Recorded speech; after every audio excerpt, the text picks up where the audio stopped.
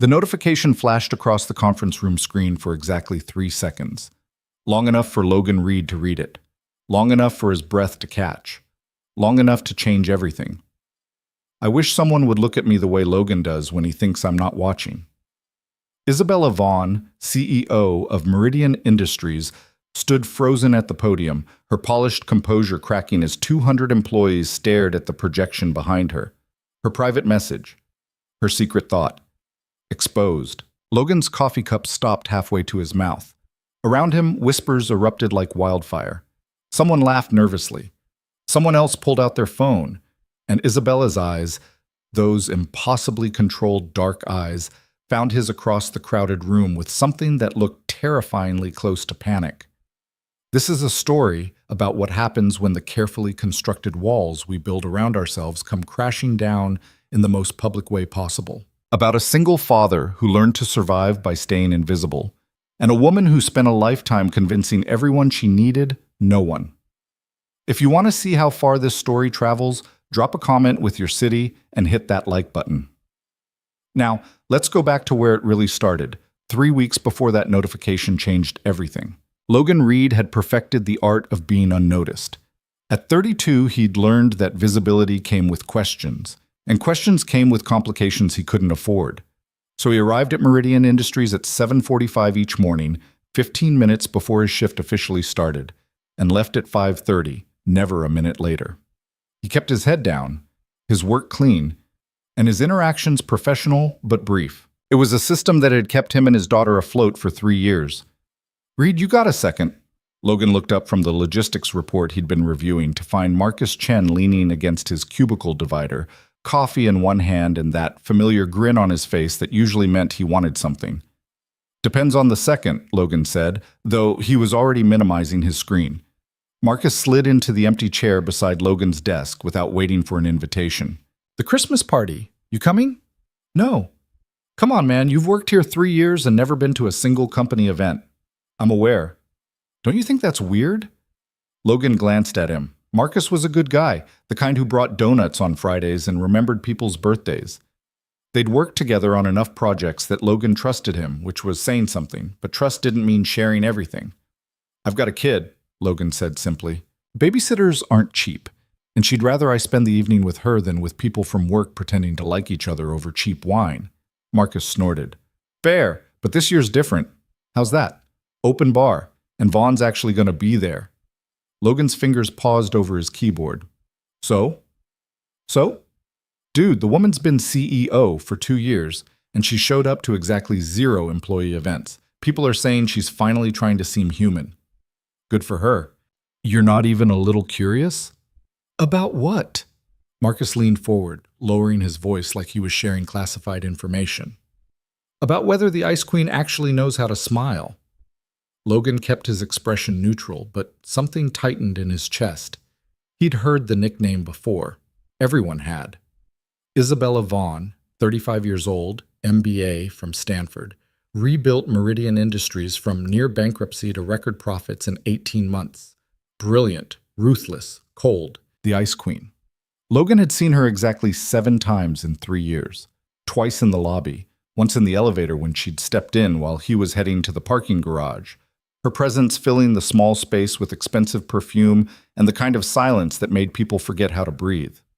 4 times in company-wide video calls, where she spoke with the kind of precision that made every word feel like it had been weighed and measured before leaving her mouth. He'd never heard her laugh.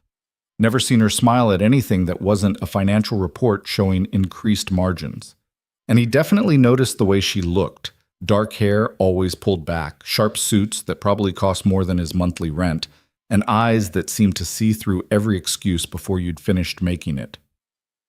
"I'm not curious," Logan said, which was close enough to the truth that he didn't feel bad about it.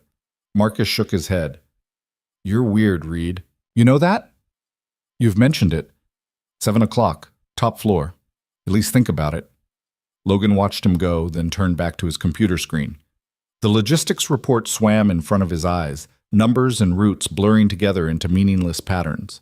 He wasn't going to the party. He had 100 reasons not to. Emma's bedtime routine. The fact that he'd have to explain to his 7-year-old why Daddy was going out when he never went out. The uncomfortable reality that he didn't own a suit that fit anymore, and the one hanging in his closet still had a coffee stain on the lapel from Emma's last science fair. And the less practical reason, the one he wouldn't admit to Marcus or anyone else. He didn't want to see Isabella Vaughn in a social setting because he'd spent 3 years perfecting the art of not thinking about her in any setting that wasn't strictly professional. What? Daddy, you're making the eggs wrong. Logan blinked, focusing on the pan in front of him. The eggs had gone from scrambled to something closer to rubber while he'd been staring at nothing. Sorry, sweet pea. He scraped them onto a plate anyway. Emma would eat them. She always did, even when he burned things or forgot the salt or served cereal for dinner because he was too tired to think straight. Emma sat at their small kitchen table, backpack already on, hair pulled into the kind of ponytail that looked neat from the front but would probably fall apart by lunchtime. She looked at the eggs with the skeptical expression she'd inherited from her mother. Were you thinking about work stuff again? Maybe. You think about work stuff a lot. Logan set the plate in front of her and dropped into the chair across from her. Their apartment wasn't much. 2 bedrooms, 1 bathroom, a kitchen that barely fit a table for 2. But it was clean, and it was safe, and it was theirs. That was enough. Someone asked if I wanted to go to a party, he said. Emma's eyes widened. A party? Like with cake? Not that kind of party. A work party. Oh. She stabbed at the eggs with her fork. Do you want to go? Did he? Logan wasn't sure anymore. There was wanting something, and then there was admitting you wanted it, and the space between those two things felt impossibly wide. I don't know, he said honestly. Mom used to like parties. The statement landed between them like it always did. Careful, quiet, just a fact. Emma had been 4 when Sarah died. A brain aneurysm that no one saw coming, that took her from perfectly healthy to gone in less than 18 hours. 3 years later, Emma's memories of her mother came in fragments. A laugh, a perfume, a feeling more than a complete picture. She did, Logan agreed. Maybe you should go. You could tell me about it. Maybe. But he wouldn't. They both knew it. Logan Reed didn't go to parties. He went to work, came home, made dinner, helped with homework, read bedtime stories, and started over the next day. It was a life built on routine and careful choices, and it worked because he never deviated from it. Except sometimes when he was alone after Emma went to bed, he'd think about Isabella Vaughn stepping into that elevator, the way her eyes had flickered to him for half a second before she'd looked away. The way her voice sounded in video calls, confident and clear, never hesitating. The way she moved through the lobby like she owned every inch of space around her because she did. And he'd wonder what it would be like to be the kind of person who could stand in the same room as someone like that and not feel like he was pretending to belong. Logan was still thinking about it at 5:30 when he shut down his computer. Still thinking about it when Marcus caught up with him at the elevator. You're not coming, are you? Nope. Come on, man. 1 hour. Show your face, have a drink, leave. Nobody's asking you to dance on tables. I said no, Marcus. The elevator doors opened. Logan stepped inside, but Marcus caught the door before it closed. Look, I get it. You've got responsibilities. But you know what I think? I think you're scared. Logan's jaw tightened. Of what? Of having a life outside of being someone's dad. The words hit harder than Marcus probably meant them to. Logan stared at him, something hot and uncomfortable rising in his chest. My kid is my life, he said quietly. I know, and that's great. But you're also a person, Logan, and people are allowed to have more than one thing. The elevator started beeping. Marcus let the door go, stepping back with a shrug. 7 o'clock, top floor. If you change your mind. He didn't change his mind. He put Emma to bed at 8:30 after reading 3 chapters of the book they were working through. Something about a girl who found a magical library. Emma fell asleep before the 3rd chapter finished, her breathing evening out into the soft rhythm that meant she was really out. Logan sat on the edge of her bed for a moment, watching her.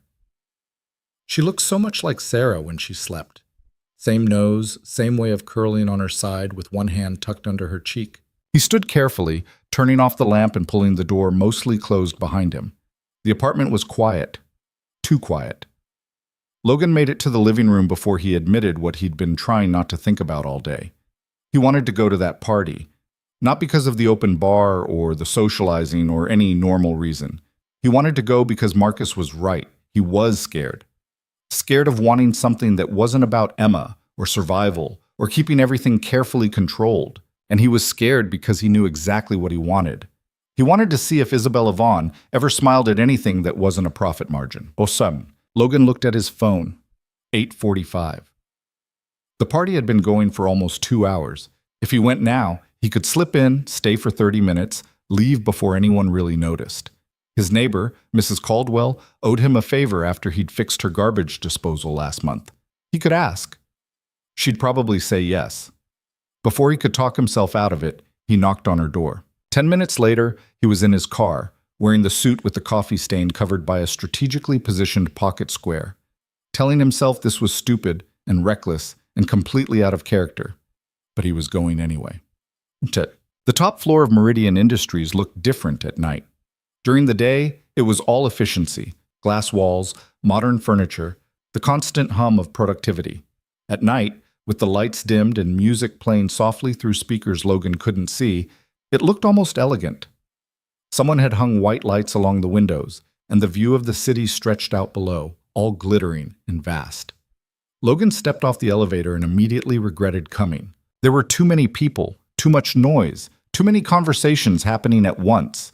He recognized faces from other departments, people he'd seen in passing but never spoken to. Marcus was by the bar, already deep in conversation with someone from accounting. Logan started to turn back toward the elevator. "Logan Reed." He froze. The voice came from his left, low, clear, with the kind of precision that made his name sound like a complete sentence. He turned. Isabella Vaughn stood 3 feet away, holding a glass of wine and looking at him with an expression he couldn't quite read. Up close, she was different than he'd expected. Smaller, somehow, though she still had the kind of presence that made the space around her feel charged. Her hair was down, falling past her shoulders in dark waves. She wasn't wearing one of her sharp suits. Instead, a simple black dress that probably cost more than his car payment, but looked almost understated. "Ms. Vaughn," he managed, "you're in logistics." It wasn't a question. Logan tried to remember if they'd ever actually spoken directly. He was pretty sure they hadn't. "Yes, ma'am." "Don't call me ma'am. It makes me feel ancient." She took a sip of wine, her eyes never leaving his face. "You've worked here 3 years." "That's right." "And you've never been to a company event before?" "No." "Why tonight?" Logan had prepared exactly 0 answers for this conversation, mostly because he'd never imagined having it. His mind went blank, then scrambled for something that didn't sound pathetic. "Someone told me you might actually smile," he said before he could stop himself. Isabella's expression didn't change for a long moment. Then something flickered in her eyes, surprise, maybe, or amusement. Her mouth curved slightly at one corner. "Did they? It was meant as a compliment to you. The smiling part." "Was it?" Logan felt heat creeping up his neck. This was a disaster. He'd been here less than 5 minutes, and he'd already managed to insult the CEO of the company. "I should—" He gestured vaguely toward the elevator. "Stay," Isabella said. Not an order exactly, but not quite a suggestion either. "I don't know anyone here either. You're the CEO. That's precisely why I don't know anyone." She turned slightly, looking out at the party with an expression that might have been weariness. Everyone's very polite, very professional, very careful not to say anything that might be real. Logan didn't know what to say to that. It felt too honest, too unguarded for someone who supposedly had ice in her veins. "I read your report on the shipping route optimization," Isabella said, still looking at the crowd. "Last month." "You did?" "It was smart. You saved the company about $40,000 in unnecessary mileage. Just doing my job. Most people do their job adequately. You did it well." She looked at him again, and this time Logan met her eyes. They were dark brown, almost black in the dim light, and there was something in them he couldn't quite name. "Why haven't we talked before?" "Because I'm in logistics, and you're the CEO." "That's not a good reason." "It's the most obvious one." "Obvious doesn't mean good." Logan felt like he was in a conversation that was happening on two levels at once. The surface one, where they were talking about reports and job titles, and something underneath that he didn't have the vocabulary for. "Why did you really come tonight?" Isabella asked. And because Logan was tired and off balance and standing in front of a woman who looked at him like she actually wanted an answer instead of a pleasant deflection, he told the truth. "Because I wanted to see if you were real." Isabella went very still. "Real. Everyone has theories about you, what you're like, what you think about, whether you're—" He caught himself, but not fast enough. "Whether I'm human?" Isabella finished softly. "I didn't mean—" "Yes, you did, and you're right to wonder. I've worked very hard to make sure no one sees anything I don't want them to see." She set her wine glass on a nearby table with careful precision. "But you see me anyway, don't you?" The question hung between them, dangerous and electric. Logan should have said no, should have made an excuse, found Marcus, left before this conversation went any further into territory he didn't know how to navigate. Instead, he said, "Yes, ye." They talked for an hour, not about work, about nothing and everything. Isabella asked about Emma, and Logan found himself telling stories he usually kept private. The time Emma tried to make him breakfast and set off the smoke alarm. The way she insisted on reading him a bedtime story instead of the other way around because she said he looked tired. How she'd asked if her mom was proud of them, and Logan had said yes even though he had no idea if it was true. Isabella listened like every word mattered. Not the way people usually listened, with one eye on the clock or their phone or the next person they needed to talk to. She listened like she had nowhere else to be, like this moment was the only thing that existed. And she told him things too, about her parents, who had built the company from nothing and expected her to do the same. About business school, where she'd learned that showing weakness was the same as admitting failure. About the loneliness of being good at something everyone expected you to be perfect at. "Do you know what the worst part is?" she asked. They'd migrated to the windows, away from the crowd. The party continued behind them, but it felt distant, irrelevant. "It's not the pressure. It's not the responsibility. It's that I spent so many years convincing everyone I didn't need anyone that I think I convinced myself too." Logan looked at her, really looked, and he saw what no one else seemed to see, the exhaustion hidden behind perfect posture, the uncertainty underneath the confidence, the human being inside the armor. "You're not what people think," he said. "Neither are you." "I'm exactly what people think. A single dad who works in logistics and barely makes rent. You're more than that." "How would you know?" Isabella smiled, a real smile this time, small but genuine. "Because you're standing here talking to me like I'm a person instead of a title.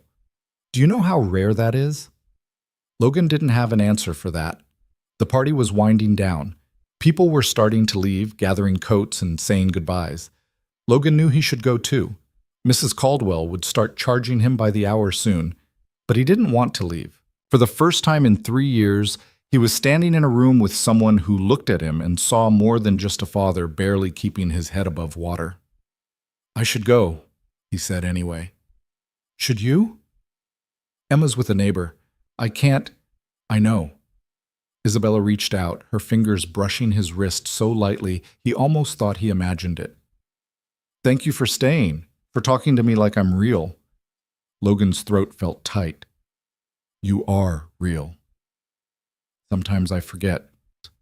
He wanted to say more, wanted to ask if this was just a moment or if it could be something else. But the elevator dinged and reality crashed back in. She was the CEO and he was nobody, and whatever this was, it couldn't be anything more. "Good night, Ms. Vaughn." "Isabella," she corrected softly. "When it's just us, call me Isabella." Logan nodded, not trusting himself to speak, and headed for the elevator. He made it halfway across the floor before she called after him. "Logan?" He turned. Isabella stood by the windows, the city lights behind her making her look almost unreal. Her expression was unguarded in a way that made his chest ache. "Meet me tomorrow," she said. 3 o'clock. Riverside Park, by the fountain. If you want to." "Why?" "Because I don't want this to be the last time we talk like human beings." Logan knew he should say no. Knew that meeting the CEO of his company in a park, like they were friends or something more, was the kind of decision that came with consequences he couldn't predict. But he'd already broken every rule tonight. What was one more? "I'll be there," he said. And Isabella smiled, a real, full smile that transformed her entire face and made Logan understand why people called her the Ice Queen, because ice only meant something when it melted. Logan drove home in a daze. Mrs. Caldwell was asleep on his couch when he got back, the TV playing softly. He paid her double what they'd agreed on, thanked her profusely, and locked the door behind her. Emma was still asleep, her door still cracked open, exactly how he'd left it. Logan sat on his own bed, still wearing the suit with the hidden coffee stain, and tried to process what had just happened. He'd gone to a party. He'd talked to Isabella Vaughn for an hour, and now he was meeting her tomorrow like it was the most natural thing in the world. His phone buzzed. A text from an unknown number. "This is Isabella. Marcus gave me your number. I hope that's okay. I just wanted to make sure you made it home safely." Logan stared at the message. Isabella Vaughn, CEO of Meridian Industries, was texting him to make sure he got home okay. He typed back, deleted it, typed again. "Home safe. Emma's still asleep. Thanks for checking." The response came almost immediately. "Tell her goodnight from me. See you tomorrow." Logan set his phone down and lay back on his bed, staring at the ceiling. 3 years. 3 years of keeping his head down, staying invisible, building a life that was small and safe and completely predictable. And now Isabella Vaughn knew his daughter's name and was waiting for him in a park tomorrow, and Logan had absolutely no idea what he was supposed to do with any of it. But somewhere under the confusion and fear and absolute certainty that this was a terrible idea, there was something else, something that felt dangerously close to hope. Logan didn't sleep. He lay in bed watching the ceiling fan turn slow circles, his mind replaying the conversation with Isabella on an endless loop. Every word, every look, every moment when the noise of the party had faded and it had just been the two of them by those windows. At 5:30, he gave up and got out of bed. Emma found him in the kitchen an hour later, staring at a cup of coffee he'd forgotten to drink. "You look weird," she announced, climbing into her chair. "Good morning to you, too." "No, really, you look like you're thinking about something big." She tilted her head, studying him with the kind of intensity only 7-year-olds could manage before breakfast. "Did something happen at the party?" Logan poured cereal into her bowl, buying himself a few seconds. "I talked to some people." "Was there cake?" "No cake." "Then what's the point of a party?" He couldn't help smiling. "Good question." Emma ate her cereal slowly, watching him the whole time. Logan knew that look. She was working up to something. "Daddy?" "Yeah?" "Are you going somewhere today?" His hand froze on his coffee mug. "Why do you ask?" "Because you keep looking at your phone like you're waiting for something." She pointed her spoon at him. "And you never look at your phone when we're eating breakfast. You always say breakfast is family time." Logan set his phone face down on the table. "You're too observant. Mrs. Patterson says that's a good thing." "Mrs. Patterson is your teacher. She has to say nice things." "She also said you look tired when you pick me up. Is that a nice thing?" "Emma." "I'm just saying." She went back to her cereal. "If you need to go somewhere, I can go to Mia's house. Her mom already invited me for a play date." Logan looked at his daughter, this small person who somehow noticed everything he tried to hide. 3 years. 3 years of it being just the two of them, figuring things out together, building a life that worked because they were a team, and now he was thinking about meeting a woman in a park like he was 25, and didn't have a whole human being depending on him to make good decisions. "I might have plans this afternoon," he said carefully. Emma's eyes lit up. "Like a date?" "No, just meeting someone." "Someone from the party?" "Emma, is it a lady someone or a guy someone?" Logan rubbed his face. "When did you get so nosy?" "I'm not nosy. I'm interested in your life." She said it with perfect seriousness, like she was 40 instead of 7. "Mom would want me to make sure you're okay." The statement landed like it always did, gentle but heavy, a reminder that Sarah was gone but somehow still present in every decision they made. "I'm okay," Logan said quietly. "Then you should go meet your someone." Emma finished her cereal and carried her bowl to the sink like she'd just solved all his problems. "I'll call Mia's mom and tell her yes." You're 7. You don't call people. Then you call her. I'll text Mia on your phone. Logan wanted to argue, but Emma was already pulling on her backpack, ready for school, acting like this whole thing was settled. And maybe it was. Maybe his 7-year-old daughter understood something he was still trying to figure out, that it was okay to want something that wasn't just about survival. Work was impossible. Logan sat at his desk, pretending to analyze freight schedules while his brain refused to focus on anything except the fact that in 4 hours, he was meeting Isabella Vaughn in a park. Marcus appeared at his cubicle at 11:30. You look like hell. Thanks. You came last night. Logan didn't look up from his screen. For an hour. An hour of talking to Vaughn, by the windows, where everyone could see you. Now Logan looked up. What's that supposed to mean? Marcus held up his hands. Nothing, just saying people noticed. People need to mind their business. People work in an office. Minding other people's business is literally half the job description. Marcus sat on the edge of Logan's desk, lowering his voice. Look, I'm not trying to start something, but you should know that Karen from HR was there, and she was watching you two like it was her personal reality show. Logan's stomach tightened. We were just talking. I know that, you know that, but Karen from HR sees CEO talking to junior employee for an hour and starts thinking about liability and fraternization policies. There's no fraternization. We had a conversation. At a party. Where alcohol was involved. Where you looked at her like... Marcus stopped himself. Like what? Like she wasn't your boss. Marcus said it quietly, without judgment. And she looked at you the same way. Logan's hands curled into fists under his desk. You're seeing things that aren't there. Am I? Because I've worked with you for 3 years, and I've never seen you look at anyone like that. Not once. There's nothing happening. Okay. Marcus stood up, but he didn't look convinced. Just be careful. That's all I'm saying. The company has rules about this stuff for a reason. After he left, Logan sat very still, staring at his computer screen without seeing it. Fraternization policies. HR investigations. The kind of complications that could cost him his job, his insurance, the stability Emma needed. He should cancel. Text Isabella right now and say something came up. He couldn't make it. Maybe this was a bad idea anyway. His phone buzzed. Still meeting at 3? No pressure if you changed your mind. Logan looked at the message for a long time. Isabella had given him an out. All he had to do was take it. Instead, he typed back, I'll be there. Riverside Park was mostly empty on a Tuesday afternoon. Logan arrived at 2:50, early enough to feel stupid for being early, but too anxious to wait in his car any longer. The fountain sat in the center of a circular plaza, water trickling down 3 tiers into a shallow pool. A few people walked by with dogs or strollers, but no one paid him any attention. He checked his phone.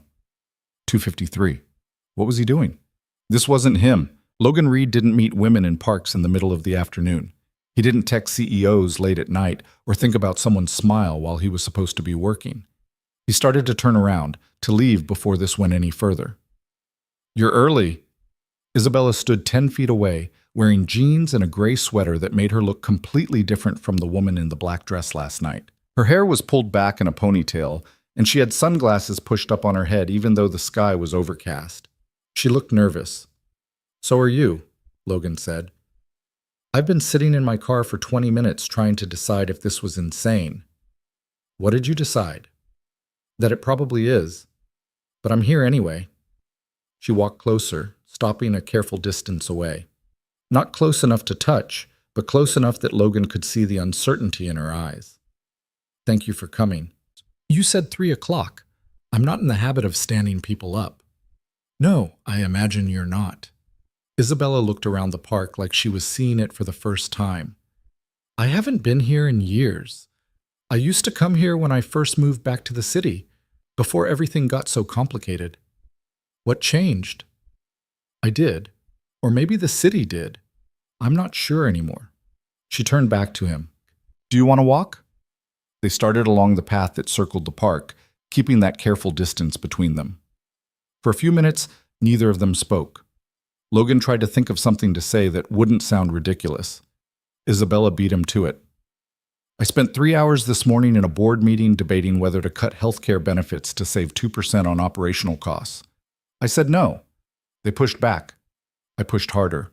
And the whole time all I could think about was whether you'd actually show up. Logan glanced at her. Why? Because I gave you 12 hours to realize that meeting your boss in a park was a terrible idea.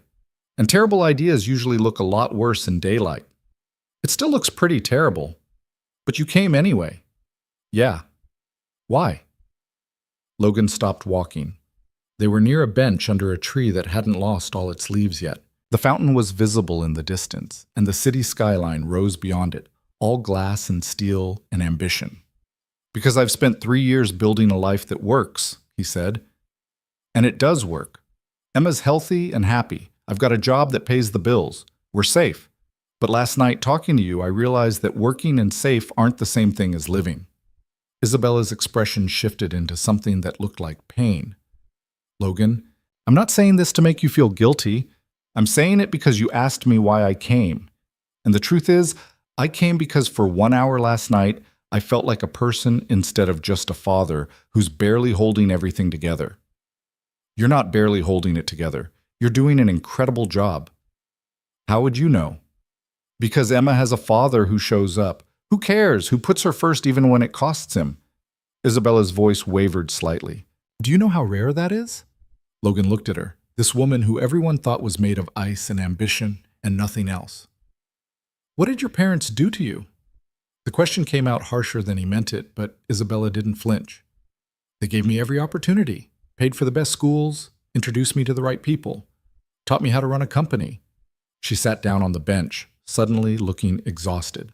And they forgot to teach me how to be a person who existed outside of those things. Logan sat beside her, leaving a foot of space between them. That's not an answer. It's the only answer I have. Isabella pulled her knees up, wrapping her arms around them in a gesture that made her look younger, more vulnerable. My father built Meridian from nothing. My mother kept the books and managed every crisis. They were a team. They were also married to the company more than to each other. I grew up thinking that was normal, that success meant sacrifice, that needing people was the same as being weak. That's lonely. Yes, the word came out small, but lonely felt manageable. Lonely felt like something I could control. And then you showed up at that party looking like you'd rather be anywhere else, and I asked you why you came, and you said, I said I wanted to see if you were real. No one has ever said anything like that to me before. Isabella turned her head, looking at him with those dark eyes that seemed to see through every defense he'd ever built. Everyone wants something from me. They want approval or advancement or access, but you just wanted to see if I was human. Logan's throat felt tight. You are human. I forget sometimes. I've spent so many years making sure no one sees me as anything other than competent that I think I stopped seeing myself as anything else. They sat in silence for a moment. A woman jogged past with a dog. A kid on a skateboard rolled by in the distance. The world kept moving while Logan tried to figure out what he was supposed to do with the fact that Isabella Vaughn was sitting next to him looking more lost than anyone with her kind of power should ever look. My wife died 3 years ago, he said suddenly. Isabella's head turned toward him. Brain aneurysm. She was fine one day, and the next day she was in the hospital, and 18 hours later she was gone. Emma was 4. I was 29, and I had no idea how to be a single parent or pay a mortgage or do any of the things Sarah had always handled because I'd been too busy working overtime to notice. I'm sorry. Everyone's sorry. Sorry doesn't change anything. Logan leaned forward, elbows on his knees. I had to learn everything from scratch. How to do Emma's hair, how to pack lunches that wouldn't get traded away, how to answer questions about death from someone who still believed in Santa Claus. And somewhere in all of that, I learned how to be invisible. Because invisible meant safe, meant no one would ask questions I couldn't answer or expect things I couldn't give. You're not invisible to me, Logan laughed, but it came out bitter. That's the problem. Why is it a problem? Because you're my boss. Because there are rules about this. Because Marcus already warned me that people noticed us talking last night and HR might have concerns. He turned to look at her. Because I have a daughter who depends on me to make smart decisions, and this doesn't feel smart. Isabella was quiet for a long moment. When she spoke, her voice was steady but sad. Then we should stop, right here. We'll go back to being CEO and logistics employee. Professional, distant, safe. Yeah, we should. Neither of them moved. Logan? What? I don't want to stop. The admission hung between them, dangerous and honest. Logan closed his eyes. Me neither. Then what do we do? I have no idea. Isabella laughed, a real laugh that sounded surprised and slightly desperate. That's not reassuring. I'm not good at reassuring. I'm good at spreadsheets and freight routes and making sure Emma has clean clothes for school. I'm not good at whatever this is. Neither am I. I'm good at board meetings and strategic planning and making sure no one sees me sweat. I'm terrible at everything else. Logan opened his eyes and looked at her. We're a mess. Yes. This is probably the worst idea either of us has had in years. Definitely. So what do we do? Isabella reached over, her hand hovering just above his for a moment before she let it drop. We could be honest, just for a while, just to see what happens. Honest about what? About the fact that I haven't stopped thinking about you since last night. About the fact that I texted you to make sure you got home safe because the thought of not knowing made me anxious. About the fact that I've been the CEO of a multi-million-dollar company for 2 years, and I've never been as scared as I was waiting for you to show up today. Logan stared at her. Isabella. I know it's crazy. I know there are rules and complications and 1,000 reasons why this is impossible. But I'm tired of pretending I don't feel something when I do. What do you feel? Like I'm finally awake after spending years asleep. Logan's hands were shaking. He pressed them against his knees, trying to steady himself. I can't lose my job. Emma's insurance, her school, everything depends on that job. If this goes wrong, then we'll be careful. We'll keep it private. We'll make sure no one has a reason to question anything. Is that even possible? I don't know. But I'd like to try. Logan thought about Marcus's warning, about Karen from HR watching them at the party, about Emma asking if he was going on a date like it was the most natural thing in the world. He thought about 3 years of being invisible, of choosing safety over everything else, of building a life that worked but never felt full. And he thought about Isabella sitting next to him right now, looking at him like he was the one person who could make her feel human again. Okay. He said. Okay. We'll try. But we do this smart. No one at work knows. We don't meet at the office. We're careful. Agreed. And if it starts affecting Emma or my job, we stop. No argument. I understand. Logan looked at her, this woman who should have been completely out of his league, who was somehow sitting on a bench in a park asking him to take a chance on something impossible. Why me? He asked quietly. Isabella smiled, that small, genuine smile that transformed her whole face. Because you see me. Not the title, or the company, or what I'm supposed to be. Just me. And I haven't been just me in a very long time. They stayed in the park for another hour. They talked about everything and nothing. Emma's obsession with space documentaries, Isabella's terrible habit of working until midnight, Logan's failed attempt to learn guitar, Isabella's secret love of trashy reality TV that no one at work would ever believe. It felt normal. Easy. Like they were just 2 people getting to know each other instead of a CEO and an employee breaking about a dozen company policies. At 4:30, Isabella's phone buzzed with what Logan assumed was her 10th work emergency of the day. She looked at it, made a face, and silenced it. You should probably get that, Logan said. It can wait. Can it? No. But I'm pretending it can. She stood up anyway, brushing off her jeans. I have a video call with investors at 5. If I miss it, they'll think I've lost my mind. Have you? Probably. She looked down at him, and there was something in her expression that made his chest tight. When can I see you again? I don't know. Emma's got school, and I can't just... I'm not asking you to drop everything. I'm just asking when. Logan stood up. They were close now, closer than they'd been all afternoon. He could smell her perfume, something subtle and expensive that he'd probably never be able to forget. Friday night, he said. Emma's got a sleepover at her friend's house. I'm free after 7. Friday, 7. Isabella nodded like she was confirming a business meeting. Where? Not anywhere public. Not where someone from work might see us. My place, then. Logan's eyebrows rose. Your place? I have a private entrance. No doorman to report back to the office gossip chain. We can order food, watch a movie, just talk. She paused. Is that okay? It should have sounded presumptuous. Should have felt like too much too fast. But the way Isabella said it, careful, hopeful, slightly nervous, made it sound like exactly what it was. An invitation to spend time together without the whole world watching. Okay, Logan said. Send me the address. I will. Isabella reached out, her fingers brushing against his for just a second. The touch was brief, barely there, but it sent electricity up his arm. Thank you for being here today. Stop thanking me. I wanted to be here. I know. That's why I'm thanking you. She walked away before he could respond, heading toward the parking lot without looking back. Logan watched her go. This woman who ran a company with perfect confidence but walked away from him like she wasn't sure her legs would carry her. His phone buzzed. A text from Emma, sent from Mia's mom's phone. Having fun. Mia's mom says I can stay for dinner. That okay? Logan smiled and typed back a yes, then stood in the park for another 10 minutes, trying to figure out what he'd just agreed to. A careful relationship with his boss. Secret meetings, the kind of thing that could blow up his entire life if anyone found out. And he was doing it anyway.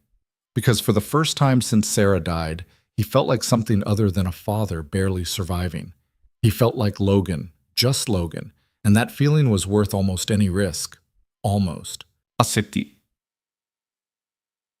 The rest of the week passed in a strange blur. At work, Logan kept his head down even harder than usual. He arrived early, left on time, and avoided anywhere Isabella might be. They didn't text except for one message on Wednesday where she sent him her address and he responded with a thumbs up because words felt too dangerous. Marcus caught him staring at his phone on Thursday. You good? Fine. You've been weird all week. I'm always weird. Weirder than usual. Marcus leaned against the cubicle wall. This isn't about what I said, is it? About Vaughn? Logan kept his eyes on his computer. There's nothing to be about. Good, because I heard Karen from HR was asking around about who talked to who at the party. Apparently someone complained that the open bar was a liability. Logan's hand stopped moving. Who complained? No idea. But you know how it is. Someone always finds something to be concerned about. Marcus pushed off the wall. Anyway, just thought you should know. Keep your nose clean. After he left, Logan sat very still, anxiety coiling in his stomach. Someone was asking questions. Someone was concerned. And if they started digging into who talked to who at the party, it wouldn't take long to figure out that he and Isabella had spent an hour together. He pulled out his phone and typed out a message, then deleted it, typed it again, deleted it again. Finally, he just wrote, "Still good for tomorrow?" Isabella's response came 5 minutes later. "Yes, unless you're having second thoughts. Just making sure we're being smart about this." "We are. I promise. See you tomorrow." Logan stared at the message for a long time. She was the CEO. She had more to lose than he did. If she thought they could do this safely, he should trust her. But trust was hard when your whole life depended on not making mistakes. Friday arrived with cold rain that made the city look gray and miserable. Logan dropped Emma at Mia's house at 6:30, listened to both girls squeal about their plans to stay up all night watching movies, and promised Mia's mom he'd pick Emma up by 10 the next morning. Then he drove to the address Isabella had sent him, his heart doing things it hadn't done since he was a teenager. She lived in a building downtown that looked like it cost more per month than Logan made in a year. The private entrance she'd mentioned was around the side, marked by a keypad and a camera. Logan pressed the buzzer. "It's me," he said when the intercom crackled. The door unlocked with a soft click. Inside was a small hallway with an elevator. Logan stepped in, pressed the button for the 12th floor, and tried not to think about how much his hands were shaking. The elevator opened directly into Isabella's apartment. She was waiting for him, wearing jeans and a sweater that looked soft and worn, her hair down around her shoulders. The apartment behind her was all windows and clean lines, decorated in whites and grays that somehow managed to look warm instead of sterile. "Hi," she said. "Hi." They stood there for a moment, neither quite sure what to do now that they were here, alone, without the park or other people or any buffer between them. Isabella broke first. "I ordered Thai food. I hope that's okay. I didn't know what you liked, so I got a little of everything." "Thai's good." "The food should be here in 20 minutes. Do you want something to drink?" "I have wine, beer, water, probably some juice somewhere." "Isabella." She stopped talking. "You're nervous," Logan said. "I'm terrified." "Why?" "Because I haven't done this in—" She gestured vaguely. "I don't even know how long. Years. And I'm realizing I have no idea what I'm doing." Logan stepped further into the apartment, letting the elevator close behind him. "We're just two people having dinner." "Are we? Do you want to be more than that?" Isabella looked at him, and there was something raw in her expression that made his breath catch. "I don't know what I want, but I know I wanted you here. And now you're here, and I'm so scared I'm going to say the wrong thing or do the wrong thing or—" Logan crossed the space between them and took her hand. It was the first time they'd really touched. Not a brush of fingers or an accidental collision, but deliberate contact. Her hand was smaller than his, colder, and it trembled slightly. "We don't have to figure everything out tonight," he said quietly. "We can just see what happens." Isabella's fingers tightened around his. "What if what happens is a disaster?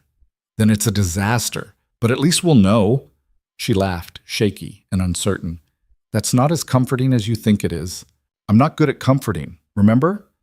"Right, you're good at spreadsheets. And making sure Emma has clean clothes. Very important skills." They stood there, hands linked, neither willing to let go first. The intercom buzzed. Thai food. Isabella pulled away slowly, like breaking contact took effort, and went to get the delivery. Logan looked around the apartment properly for the first time. Everything was expensive, but not showy. Books lined one wall, business texts mixed with fiction he wouldn't have expected. A single plant sat by the window, thriving despite the gray weather outside. There were no photos, no personal touches that would tell him anything about who Isabella was when she wasn't being the CEO. It was the apartment of someone who lived alone and had gotten used to it. "I know it's not exactly warm," Isabella said, coming back with bags of food. "I haven't figured out how to make it feel like home yet." "How long have you lived here?" 2 years, since I took over as CEO." She set the food on the dining table, a sleek glass surface that looked like it had never seen a real meal. "Before that, I was in a smaller place. It felt more like mine. This feels like someone else's idea of what my apartment should look like." They unpacked the food together, creating a spread of curry and noodles and spring rolls that smelled amazing. Isabella grabbed plates and silverware, moving around her kitchen with the kind of efficiency that suggested she didn't cook much. They sat across from each other, and for a few minutes, they just ate. The food was good. The silence wasn't uncomfortable. And Logan realized that this, sitting across from someone sharing a meal, was something he hadn't done in 3 years that didn't involve eating pizza on the couch with Emma. "Tell me about her," Isabella said suddenly. Logan looked up. "Who?" "Emma. Tell me what she's like." So he did. He told her about Emma's obsession with learning everything about space, how she'd memorized all the planets by age 5 and had recently decided she wanted to be an astronaut.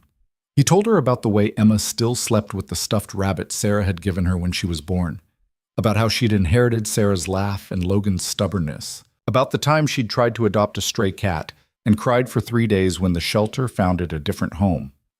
Isabella listened with complete attention, asking questions that showed she was really hearing him, not just waiting for her turn to talk. "She sounds wonderful," Isabella said when he finally ran out of stories. "She is. She's better than I deserve." "Don't do that." "Do what?" "Act like you're not enough. Emma has a father who loves her and shows up and puts her first. That's more than a lot of kids get." Logan set down his fork. "What about you? What did you get?" Isabella's expression shifted into something guarded. "I got everything. Private schools, expensive tutors, connections that open doors." "That's not what I asked." She was quiet for a moment, pushing food around her plate. "I got parents who loved the idea of me more than the actual person I was. I got expectations that felt impossible and a life that looked perfect from the outside. And I got very good at pretending that was enough. Was it? No. The word hung between them, honest and painful. I don't have close friends, Isabella continued. Everyone I know is either a business contact or someone who wants something from me. I don't date because the kind of men I meet are interested in what I represent, not who I am, and I tell myself that's fine, that I chose this life, that success is its own reward. But then you showed up and looked at me like I was real, and I realized how desperately lonely I've been. Logan's throat felt tight. Isabella. I'm sorry, that's too much. I shouldn't. Stop apologizing. He reached across the table, covering her hand with his. You're allowed to be lonely. You're allowed to want more than what you have. So are you. I know. They sat like that, hands touching across the glass table, the city lights beyond the windows making everything feel suspended in time. What are we doing? Isabella asked softly. I think we're trying to figure out if this thing between us is real or just two lonely people wanting something that makes sense. And if it's real, then we figure out how to make it work without destroying everything else. That sounds hard. Yeah. Logan squeezed her hand gently. But I think you might be worth it. Isabella's eyes got bright, like she might cry, and Logan realized he'd never seen her this unguarded, this open. The Ice Queen everyone talked about was nowhere in sight. This was just Isabella, scared and hopeful and trying so hard to be brave. You might be worth it too, she whispered. They finished dinner slowly, talking about easier things. Work stories that didn't involve feelings. Books they'd read. Places they'd traveled. The normal getting-to-know-you conversation that people had when they were figuring out if they fit together. And they did fit. Surprisingly well. Isabella had a dry sense of humor that caught Logan off guard. He made her laugh with stories about Emma's more dramatic moments. They argued about movies and agreed about music and found comfort in the rhythm of conversation that felt natural despite everything complicated surrounding it. At 10:30, Logan checked his phone and realized he should go. Should leave before this turned into something neither of them was ready for. He stood up. I should head out. Isabella walked him to the elevator, and they stood in that small hallway, neither wanting to end the night but neither sure how to make it last longer. Thank you for coming, Isabella said. Thank you for inviting me. Can we do this again? Yeah, I'd like that. The elevator dinged, doors opening. Logan stepped inside, then turned back. Isabella was watching him with an expression that made his chest ache. Isabella? Yes? This is real. For me. I don't know what it means or where it goes, but it's real. Her smile was small and genuine and completely worth every risk he was taking. For me too. The elevator doors closed between them, and Logan rode down to street level, feeling like he'd just jumped off something very high, with no idea if there was anything to catch him. But for the first time in 3 years, he didn't mind falling. The rumors started on Monday. Logan noticed it first in the way conversations stopped when he walked past. The quick glances that people tried to hide. Marcus avoiding eye contact during the morning logistics meeting. By Tuesday, he knew something was wrong. Reed, my office, now. Karen Mitchell stood at his cubicle, her HR badge glinting under the fluorescent lights. She wasn't smiling. Logan's stomach dropped. What's this about? That's what we're going to discuss. She turned and walked toward the elevators without waiting to see if he followed. He followed. Karen's office was on the 8th floor, small and sterile with motivational posters about teamwork that no one believed in. She closed the door behind them and gestured to a chair. Logan sat. His hands were sweating. There's been a complaint, Karen said, settling behind her desk with a folder that looked ominously thick. About what? About your relationship with Ms. Vaughn. The words hit him like cold water. Logan forced himself to stay calm, to not react the way his body wanted to react. I don't have a relationship with Ms. Vaughn. Multiple employees witnessed you spending considerable time together at the holiday party. Witnesses say you were engaged in intimate conversation away from other attendees for over an hour. We were talking. That's not against company policy. It is when there's a significant power differential and the conversation appears to cross professional boundaries. Karen opened the folder, scanning whatever documentation someone had compiled. Then there's the fact that you left the party shortly after she did, that you've been seen checking your phone more frequently at work, that your behavior has been notably different since the party. Logan's jaw tightened. Someone's been watching me? Someone filed a formal complaint expressing concern about potential fraternization between a junior employee and the CEO. I'm required to investigate. There's nothing to investigate. We had a conversation at a party. That's it. Karen looked at him with the kind of patient skepticism that made it clear she'd heard every excuse in the book. Mr. Reed, I'm not trying to trap you. I'm trying to understand the situation. If there's nothing inappropriate happening, then a simple investigation will clear that up. But if there is something happening, it's better for everyone if we address it now. What kind of investigation? Interviews with relevant parties, review of any communications, standard protocol for fraternization concerns. Logan felt like the walls were closing in. You want to go through my phone? Only if it becomes necessary. Right now, I just need you to be honest with me. She leaned forward slightly. Are you involved with Isabella Vaughn in any capacity beyond your professional relationship? The question hung in the air. Logan knew what he should say. Should lie, should protect both of them, should deny everything until this went away. But lying meant more investigations, more questions, more scrutiny. And if they went through his phone and found the texts, found evidence that he'd been to her apartment, the lie would make everything worse. I need to talk to a lawyer, he said. Karen's expression didn't change. That's your right. But I should inform you that refusing to cooperate with an internal investigation can be grounds for disciplinary action. So I'm being punished either way. You're being asked to participate in a process designed to protect both you and the company. Her voice softened slightly. Logan, I've seen your file. You're a good employee. You show up, do your work, stay out of trouble. I don't want this to damage your career, but if there's something happening that violates company policy, it needs to be addressed. Logan stood up. His legs felt shaky, but he made himself stay steady. Am I being suspended? Not at this time, but I need you to refrain from any non-work-related contact with Ms. Vaughn until this investigation is complete. How long will that take? Depends on what we find. Could be a week, could be longer. Logan walked out without another word. The elevator ride back to his floor felt endless. His mind was racing, trying to figure out who had filed the complaint, who had been watching them, how everything had fallen apart so quickly. Marcus was waiting at his desk.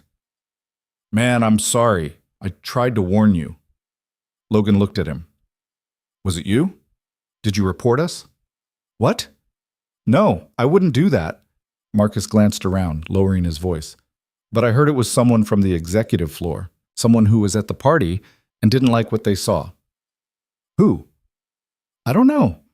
But whoever it is, they're making a lot of noise about inappropriate conduct and abuse of power. Logan sank into his chair. Abuse of power, like Isabella had coerced him into something instead of them both making a choice. His phone buzzed. A text from Isabella. Karen just called me in for questioning. What's happening? Logan stared at the message. He couldn't text her back. Karen had specifically told him no contact, but leaving Isabella in the dark felt wrong. He typed quickly, HR investigation. Someone complained about us. They told me no contact until it's over. Her response came immediately. This is my fault. I should have been more careful. It's both our faults. Or neither. I don't know anymore. Logan, I'm going to fix this. Don't do anything that makes it worse. Trust me. The conversation ended there. Logan deleted the texts, then felt stupid because if HR wanted them, they could probably recover them anyway. He put his head in his hands and tried to think. Emma. He had to think about Emma. If he lost this job, he lost their insurance, lost the stability that let her have a normal life, lost everything he'd spent 3 years building. And for what? A few conversations with a woman he barely knew? A feeling that maybe he could have something more than just survival? His phone rang. Unknown number. Logan almost didn't answer, but something made him pick up. Mr. Reed, this is Jennifer Torres. I'm an attorney with Brennan and Associates. Ms. Vaughn asked me to call you. Logan's heart sank. She hired me a lawyer? She retained our services on your behalf, yes. She's concerned about the investigation and wants to make sure you have proper representation. I can't afford a lawyer. You're not paying. Ms. Vaughn is covering all fees. That's going to look worse, like she's trying to cover something up. Jennifer's voice was calm, professional. Actually, it demonstrates that she takes the situation seriously and wants to ensure all parties are treated fairly. May I ask what you've been told so far? Logan explained the meeting with Karen, the questions about his relationship with Isabella, the demand that they have no contact. That's fairly standard, Jennifer said. But here's what you need to know. You haven't done anything illegal. Company fraternization policies exist, but they're not laws. The worst-case scenario is termination, not criminal charges. And even termination would be difficult for them to justify unless they can prove actual misconduct. What about Isabella? Ms. Vaughn faces more complicated issues given her position, but she's aware of the risks. She could lose her job over this. That's unlikely. She's the CEO. The board would have to vote her out, and they'd need cause. A consensual relationship with an employee, while problematic, doesn't typically rise to that level unless there's evidence of coercion or abuse of power. Logan closed his eyes. There wasn't. There isn't. We just talked. Then that's what you tell HR. Be honest, be clear, and don't embellish. The truth is your best protection here. After the call ended, Logan sat in his cubicle, staring at his computer screen without seeing it. The logistics reports that usually gave him something concrete to focus on looked meaningless. Everything looked meaningless. Marcus appeared again, this time with coffee. Thought you could use this. Thanks. For what it's worth, most people don't think you did anything wrong. They think whoever filed the complaint is just jealous or political or both. That doesn't help me keep my job.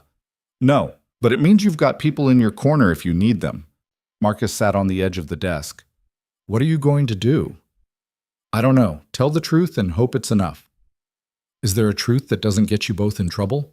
Logan looked at him. The truth is we're two adults who talked at a party and liked each other. The truth is we met a couple more times outside of work. The truth is nothing inappropriate happened and no one abused any power. And the truth is also that she's the CEO and you're in logistics and people are going to assume the worst, no matter what actually happened. Yeah. Logan drank the coffee even though it tasted like ash. That's the truth too. The investigation took 3 days. 3 days of people looking at Logan like he was either a victim or a manipulator. No in between. 3 days of Karen calling him back to her office with more questions, more witnesses who'd seen them together, more evidence of something that had felt real and private but now looked suspicious under fluorescent lighting. They interviewed Marcus, who apparently told them Logan was a good guy who wouldn't do anything stupid. They interviewed people from the party who remembered seeing Logan and Isabella by the windows. They even interviewed Logan's supervisor, who said Logan's work performance had been consistent and he'd never noticed any issues. But they also found the texts. Not all of them, but enough. The message about meeting at the park, the confirmation about dinner at Isabella's apartment. Nothing explicit, nothing incriminating, but enough to prove they'd been spending time together outside of work. On Thursday afternoon, Karen called Logan back to her office. He went with Jennifer Torres this time. The lawyer sat beside him, professional and composed, while Karen laid out her findings. The investigation confirms that you and Ms. Vaughn engaged in multiple private meetings outside of work following the holiday party. While there's no evidence of explicit misconduct, the nature of your relationship creates a conflict of interest given the power differential between your positions. What does that mean? Logan asked. It means we need to take action to eliminate the conflict. The board has discussed several options. Jennifer leaned forward. Before you continue, I want to make clear that Mr. Reed has cooperated fully with this investigation. He's been honest about the nature of his relationship with Miss Vaughn, and there's no evidence of any workplace impropriety or abuse of power. Agreed, Karen said, which is why we're not pursuing termination. However, the relationship cannot continue while you're both employed at Meridian Industries. Logan's chest tightened. So one of us has to quit. Or one of you has to transfer. We have an opening in the Eastern Regional Office. Same role, same pay, different reporting structure. You'd be working under a different supervisor, with no direct connection to Ms. Vaughn's chain of command. The Eastern office is 2 hours away. Yes. So I'd have to move. Take Emma out of her school. Leave everything we've built here. Karen's expression softened slightly. I understand that's difficult, but the alternative is termination for cause due to policy violation. A transfer allows you to keep your job, your benefits, and your reputation intact. Logan looked at Jennifer. She gave a small nod that said this was probably the best offer he was going to get. What about Isabella? He asked. What happens to her? Ms. Vaughn will receive a formal reprimand on her record. The board has also required her to sign a statement affirming that she'll maintain appropriate professional boundaries with all employees going forward. So she gets a slap on the wrist and I have to uproot my entire life. You're being offered a lateral transfer, not a demotion. Many employees would consider that a positive opportunity. Many employees don't have a 7-year-old daughter who just lost her mother 3 years ago and finally feels stable. The words came out harsher than Logan intended, but he didn't take them back. Karen looked uncomfortable. Jennifer put a hand on his arm. Can we have a moment? Jennifer asked. Karen nodded and left her own office, closing the door behind her. I know this isn't what you want, Jennifer said quietly, but they're giving you an out. Take it. It's not fair. Isabella doesn't have to give up anything. Isabella's paying for this in ways you can't see. The board called an emergency meeting about her judgment. She had to defend herself to people who've been waiting for her to slip up since she took over. And she's losing you, which, from what I understand, matters more than any of the professional consequences. Logan put his head in his hands. This is exactly what I was afraid of. That trying to have something would cost me everything else. You're not losing everything. You're losing proximity. The job is still there. Emma's still there. And if this thing with Isabella is real, distance doesn't change that. How would you know? Because I watched her fight for you for 3 days. She offered to resign if it meant you could keep your position here. The board refused. She threatened to make the whole investigation public if they terminated you without cause. She's been calling me every 4 hours asking if there's anything else she can do. That's not nothing, Logan. He looked up. She offered to resign? She did. The board won't let her because replacing a CEO who's tripled profits in 2 years would be insane. But she tried. Logan felt something crack in his chest. Isabella had been willing to give up everything to protect him. The job she'd built her entire life around. The success everyone expected from her. All of it. For him. I need to talk to her, he said. You can't. The no-contact order stands until one of you leaves Meridian. That's ridiculous. That's corporate policy when there's a potential conflict. Jennifer stood up. Take the transfer, Logan. Keep your job. And when the investigation is officially closed, you can figure out what comes next. Logan signed the transfer paperwork that afternoon. He'd start at the Eastern office in 2 weeks. Enough time to find a new apartment, transfer Emma's school records, and pack up 3 years of life into boxes. He went home and stared at their apartment, trying to figure out how to tell Emma they were moving again. She came home from school with paint on her shirt and a drawing of the solar system she'd made in art class. Mrs. Patterson says I'm really good at planets, she announced, taping the drawing to the refrigerator. She says maybe I will be an astronaut. Logan looked at his daughter, this small person who trusted him to make decisions that wouldn't hurt her. Sweet pea, we need to talk. Emma's smile faded. That sounds like bad talk. It's not bad, it's just change. Logan sat down at their small kitchen table, and Emma climbed into the chair across from him. I got offered a new job. Same company, but different office. Different like different building, or different like different city? Different city, about 2 hours away. Emma's face went through several emotions: surprise, confusion, worry. Do we have to move? Yeah, we do. But I like my school, and Mia's here, and you said we were going to stay in this apartment until I was grown up. I know, and I'm sorry, but sometimes things change even when we don't want them to. Is it because of the lady from the party? Logan's breath caught. What? You've been sad all week, and you keep looking at your phone like you want to text someone but you're not allowed to. Is it because of her? How did 7-year-olds see everything? Logan had tried so hard to keep his problems separate from Emma, to shield her from the complications that came with adult decisions. But she'd noticed anyway. Kind of, he admitted. It's complicated. Did you get in trouble for liking her? Sort of. The people at work think it's a problem that we're friends because she's my boss. Emma thought about this, her face serious. That's dumb. Yeah, it kind of is. Do you love her? The question hit Logan like a punch to the chest. He hadn't let himself think about love. They'd had a few conversations, a couple dinners, moments that felt significant but hadn't been defined. But Emma was asking, and Emma deserved an honest answer. I don't know, he said carefully, but I think I could, and that scared people. Why? Because sometimes when things look different from what people expect, they get uncomfortable, and they make rules to keep everything the same. Emma picked at the edge of the table, processing. I don't want to move. I know. But if we have to move, will we be okay? Logan reached across the table and took her small hand. We'll be okay. We're always okay together. Promise? Promise. Emma nodded slowly, accepting this the way kids did when they trusted their parents to not lie to them. Can I bring all my books? All of them. And can I still video chat with Mia? Every day if you want. Okay. She slid off her chair. I'm going to start packing my room. She walked away, shoulders squared, already preparing for the change Logan had forced on both of them.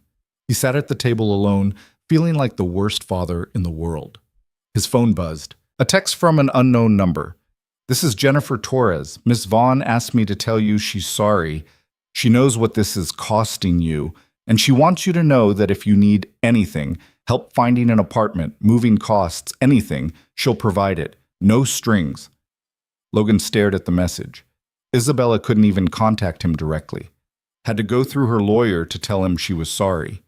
He typed back, tell her I don't blame her, and tell her I need to see her before I leave. The response came 10 minutes later. She said the same thing. I'll work on making it happen. They met at the park again. Jennifer Torres arranged it, picking a time when they were both technically off the clock so no one could accuse them of meeting on company time. Sunday afternoon, cloudy and cold, barely anyone around. Isabella was already there when Logan arrived. She stood by the fountain wearing a black coat that made her look small against the gray sky. When she saw him, her expression crumbled into something that looked like relief and pain mixed together. They met in the middle of the plaza, stopping a few feet apart. Hi, Isabella said. Hi. Neither moved closer.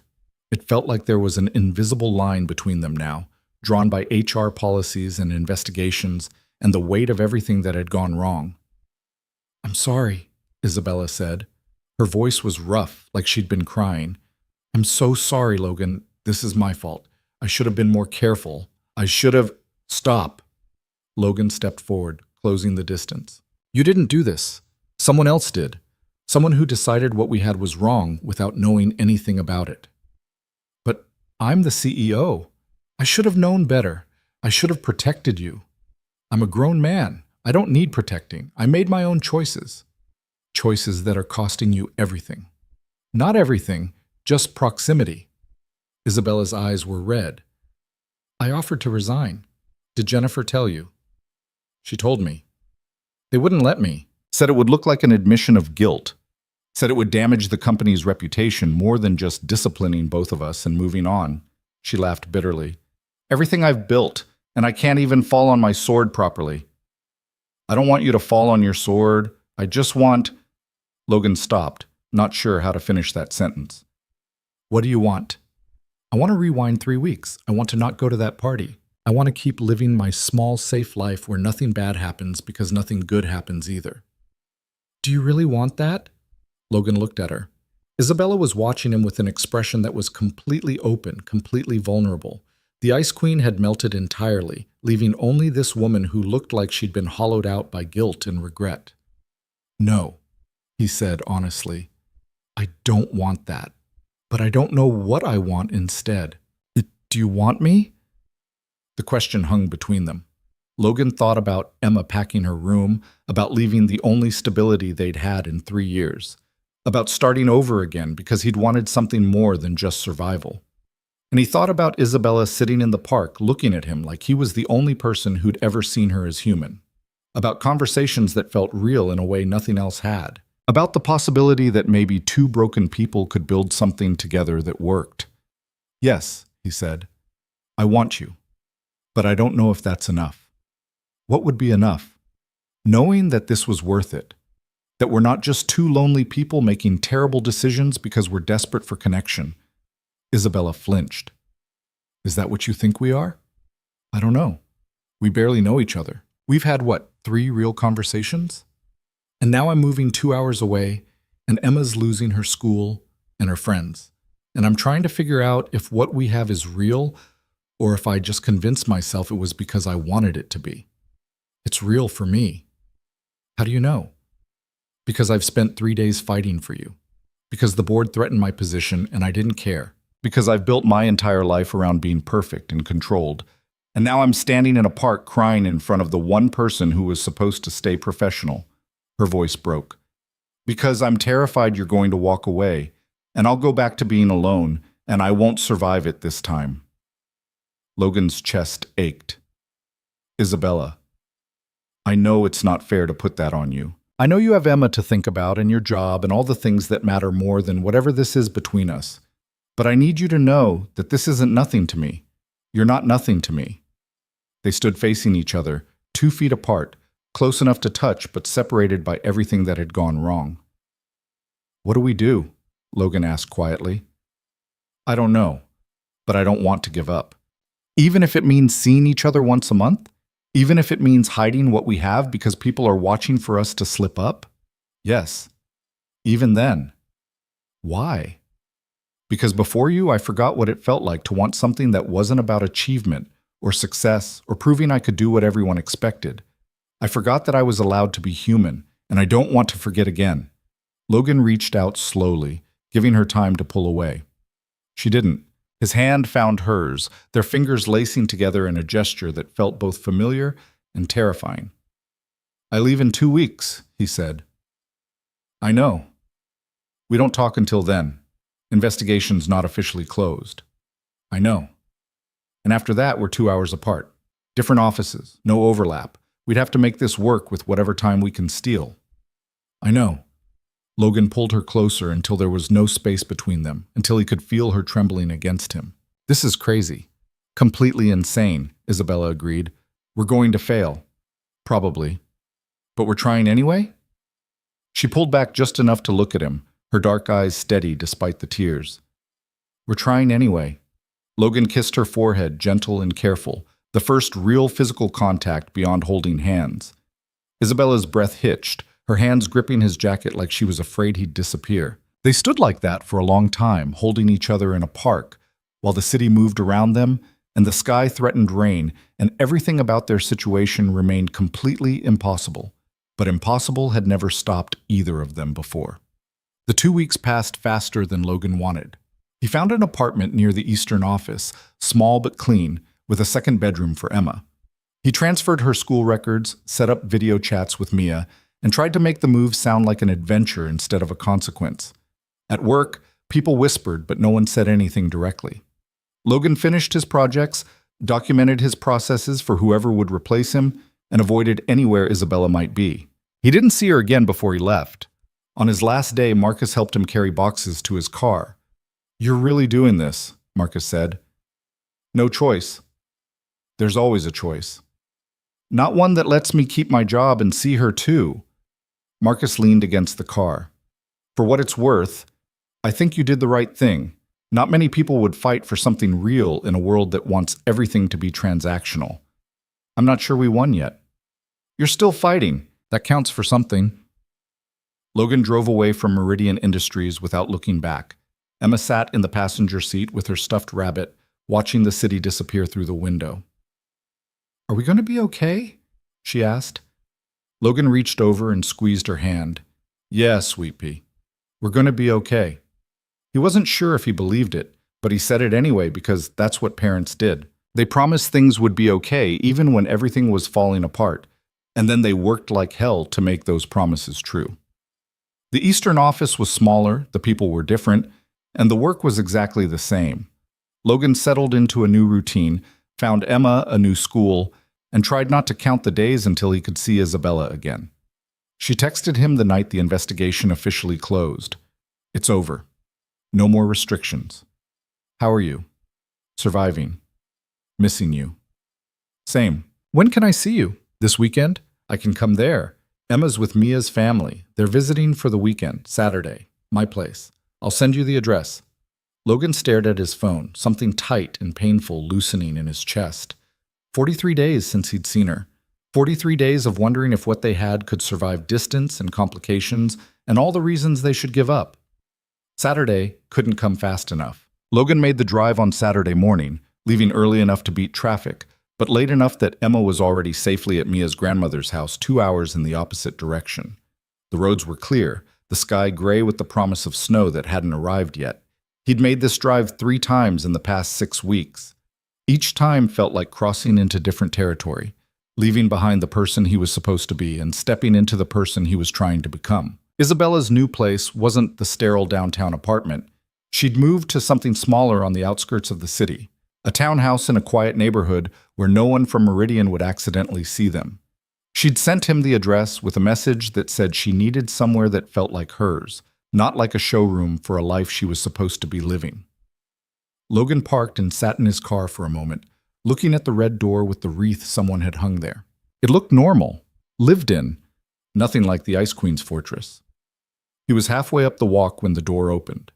Isabella stood there in jeans and an oversized sweater, her hair loose around her shoulders, no makeup, looking more real than he'd ever seen her. When she saw him, her whole face changed. "You're here." "I'm here." They stood looking at each other for a beat too long, like neither of them knew what came next. Then Isabella closed the distance and wrapped her arms around him, burying her face against his chest. Logan held her, feeling the way she was shaking slightly, the way her breath came uneven. He pressed his face into her hair and just breathed. "I missed you," she said against his jacket. "I missed you too." They stayed like that on her front step until the cold forced them inside. The townhouse was nothing like her old apartment. Books were stacked on the coffee table. A blanket was thrown over the couch like someone actually used it.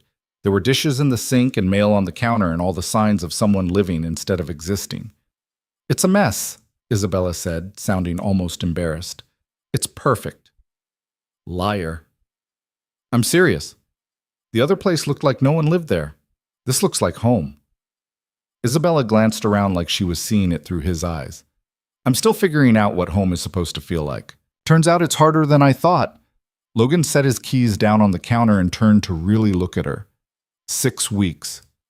It had been 6 weeks since that meeting in the park, since he'd left Meridian, since everything had blown up and forced them apart. She looked different, tired but softer somehow, less like she was holding herself together through sheer force of will. "How have you been?" he asked. Honest answer or polite answer? Honest. Isabella leaned against the counter, her arms crossed like she was protecting herself. "It's been hell. The board watches everything I do now. Every decision gets questioned. Every meeting feels like a test I'm supposed to pass. And I come home to this place that's supposed to feel like mine, but mostly just feels empty." "I'm sorry." "Don't be. It's not your fault." "Feels like it is sometimes." "Well, it's not."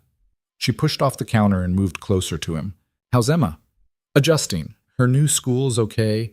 She video chats with Mia almost every night. She asks about you sometimes." Isabella's eyebrows rose. "She does?" "She remembers you from my one comment at breakfast. Thinks you're the reason we moved. She's not wrong." "Does she hate me?" "No, she thinks the whole situation is dumb. Her word, not mine." "Smart kid." "Yeah, too smart sometimes." Logan reached out and tucked a strand of hair behind Isabella's ear. The gesture felt natural, easy, like they'd done this 100 times. "She wants to meet you properly. When things settle down." "Do things settle down for people like us?" "I don't know. I've never been people like us before." Isabella caught his hand before he could pull away, lacing their fingers together. "I hate this. I hate that we have to hide. I hate that you had to move and Emma had to change schools, and I still have to pretend like nothing happened. I hate all of it." "But you don't hate us." "No, I don't hate us." Logan pulled her closer until there was no space between them. "Then we keep going. We figure it out." "How? You're 2 hours away. We see each other once every 2 weeks if we're lucky. Emma needs you. Your job needs you. Where do I fit in all of that?" "Here." Logan put his hand over her heart. "You fit here. And maybe that's enough for now."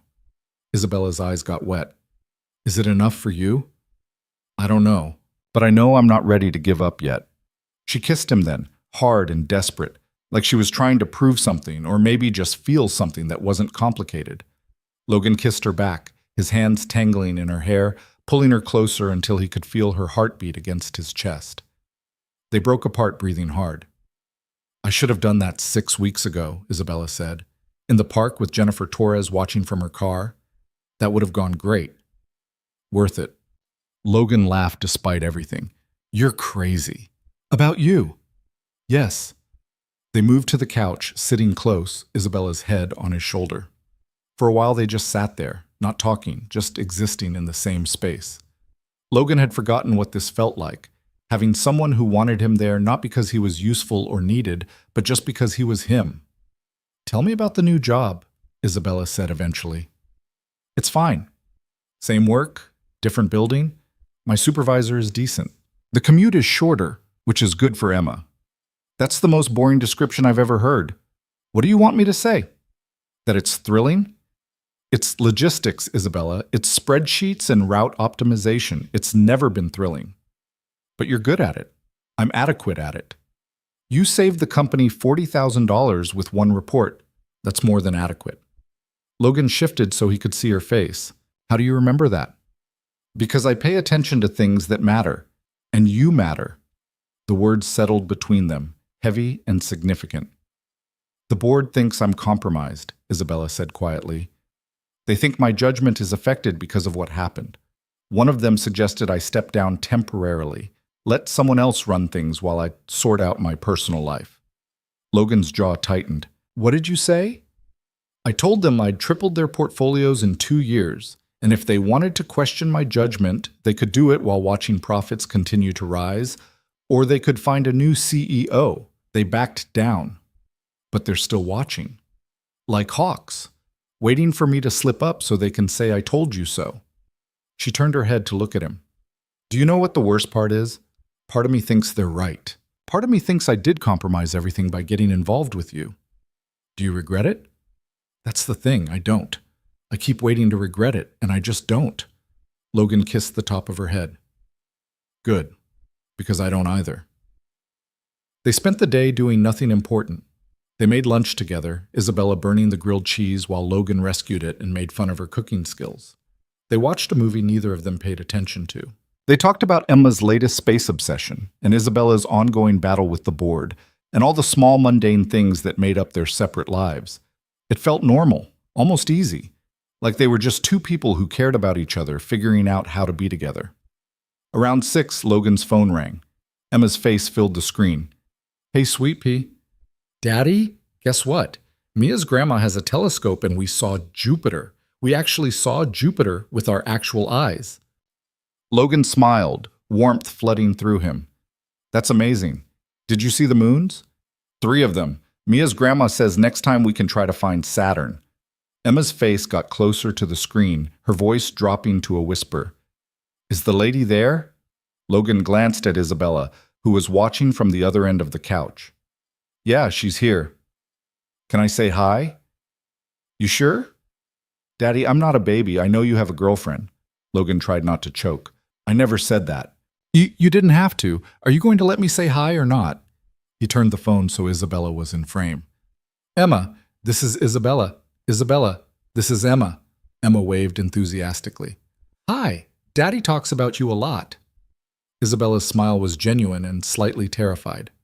He talks about you too. Congratulations on seeing Jupiter. Thanks. Daddy, you should bring her next time. Mia's grandma says anyone who wants to look at space is welcome. We'll see, Em. That means no. Emma rolled her eyes in a way that was far too mature for 7. Okay, I have to go. Mia's grandma is making cookies. Love you. Love you too. The call ended. Logan set his phone down and found Isabella staring at him. She knows about me, Isabella said. She's observant. Told you she was too smart. What does she think about us? She thinks the situation is dumb, but she's willing to meet you if I stop being weird about it. Logan ran a hand through his hair. I didn't tell her details, just that I have a friend who I care about and things got complicated at work. And she's okay with that? She wants me to be happy. She's been worried about me for 3 years. I think she's just relieved I'm talking to another adult who isn't her teacher or Mia's mom. Isabella was quiet for a moment. I've never dated anyone with kids before. Is that a problem? No, it's just different. You're not just thinking about what you want. You're thinking about what's best for her, and I don't know if I'm what's best for either of you. Logan moved closer, taking her hand. You want to know what Emma said when I told her we had to move? She asked if I loved you, and I said I didn't know, but I thought I could. And she said then we should try. 7-year-olds aren't always right, but they're honest. Emma doesn't have any reason to want this to work except that she wants me to be happy. And for some reason, you make me happy. Even though we barely see each other? Even though this is hard and complicated and probably going to blow up in our faces? Even though all of that, Isabella leaned her forehead against his. I'm scared. Of what? Of letting myself want this and then losing it. Of being the reason your life gets harder. Of failing at the one thing I actually care about that isn't work. You're not going to fail. How do you know? Because you don't know how. Failing isn't in your vocabulary. It is now. Ever since that investigation, ever since I had to watch you leave and couldn't do anything about it, that felt like failing. Logan cupped her face in his hands. You fought for me. You offered to resign. You hired me a lawyer. That's not failing. That's showing up even when it costs you everything. It wasn't enough. It was everything. They kissed again, slower this time, less desperate and more certain. Logan felt something shift inside him, some piece clicking into place. This woman, this impossible, complicated woman who'd turned his life upside down. He was falling for her. Had already fallen, if he was being honest, and that terrified him more than anything else. Logan left Sunday morning, the drive back feeling longer than it should have. His phone rang when he was halfway home. Marcus. You busy? Marcus asked. Driving. What's up? You need to hear this. There's talk at the office. Logan's stomach dropped. What kind of talk? The kind that says someone's gunning for Vaughn, and they're using you to do it. What are you talking about? David Chen, you remember him? VP of Operations. Real ambitious, been trying to get board support to expand his role. Apparently he was the one who filed the complaint about you and Vaughn. Logan's hands tightened on the steering wheel. How do you know? His assistant got drunk at a happy hour and started talking. Said Chen was furious when he saw you two at the party. Thought Vaughn was being reckless. Saw an opportunity to make her look bad to the board. That was 6 weeks ago. Why are you telling me now? Because he's not done.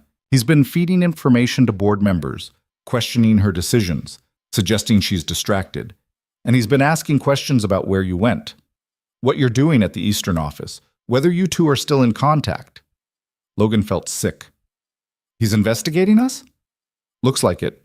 And if he finds anything, any proof you two are still seeing each other, he's going to use it to push her out. Why? What does he get out of it? If Vaughn steps down, he's next in line for CEO. He's been positioning himself for months. You and Vaughn just gave him the ammunition he needed. Logan pulled over to the side of the road, his mind racing. Does Isabella know? I don't know, but you should tell her, and you should both be careful. Chen's got resources. If he wants to find dirt, he'll find it. After the call ended, Logan sat in his car staring at nothing. They'd been careful. They'd followed the rules. They'd done everything they were supposed to do to keep their relationship private and separate from work. But if someone was actively looking for evidence, how long before they found something? A credit card charge showing Logan in her neighborhood. Security footage of him coming and going from her townhouse. Something small that could be twisted into proof of continued fraternization. He called Isabella. Hey, I was just thinking about... We have a problem, Logan interrupted. David Chen. He's the one who reported us. And he's still investigating.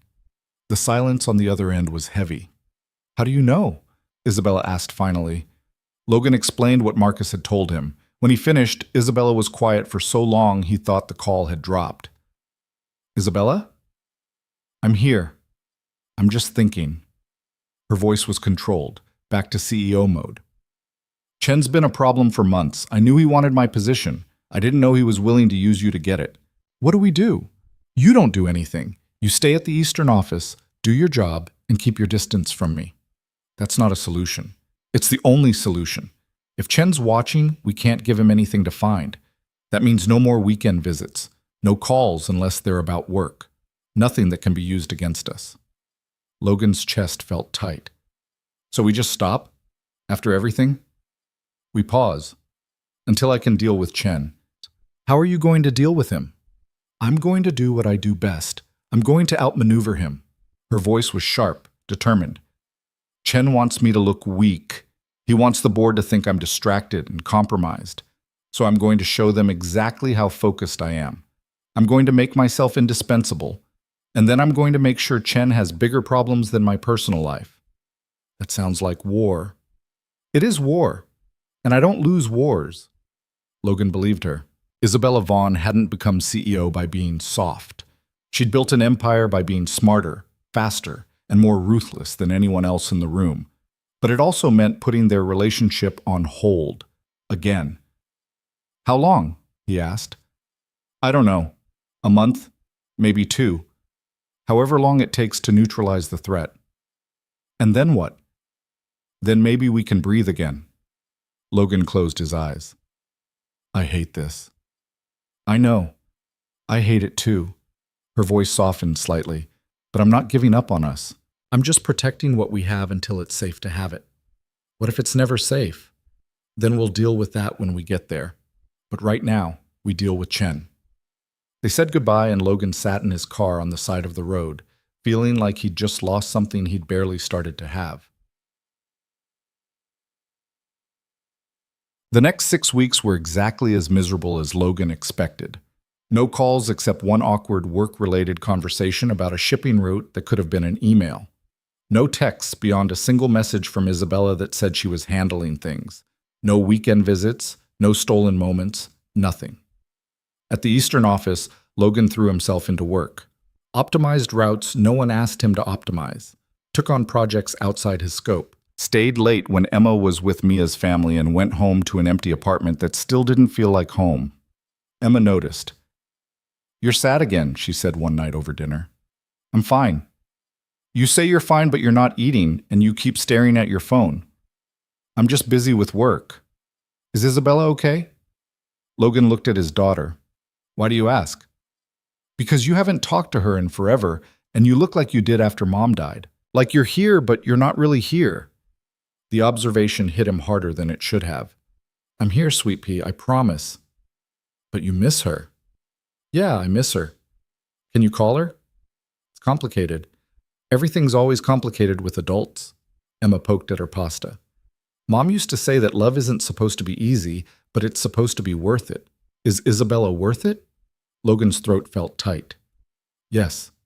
Then why aren't you fighting for her? I am fighting for her, just not in a way you can see.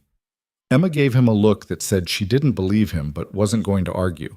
She was getting better at that, knowing when to push and when to let things go. Logan's phone rang. Unknown number. Hello? Mr. Reed, this is Jennifer Torres. We need to talk. Logan's heart sank. What happened?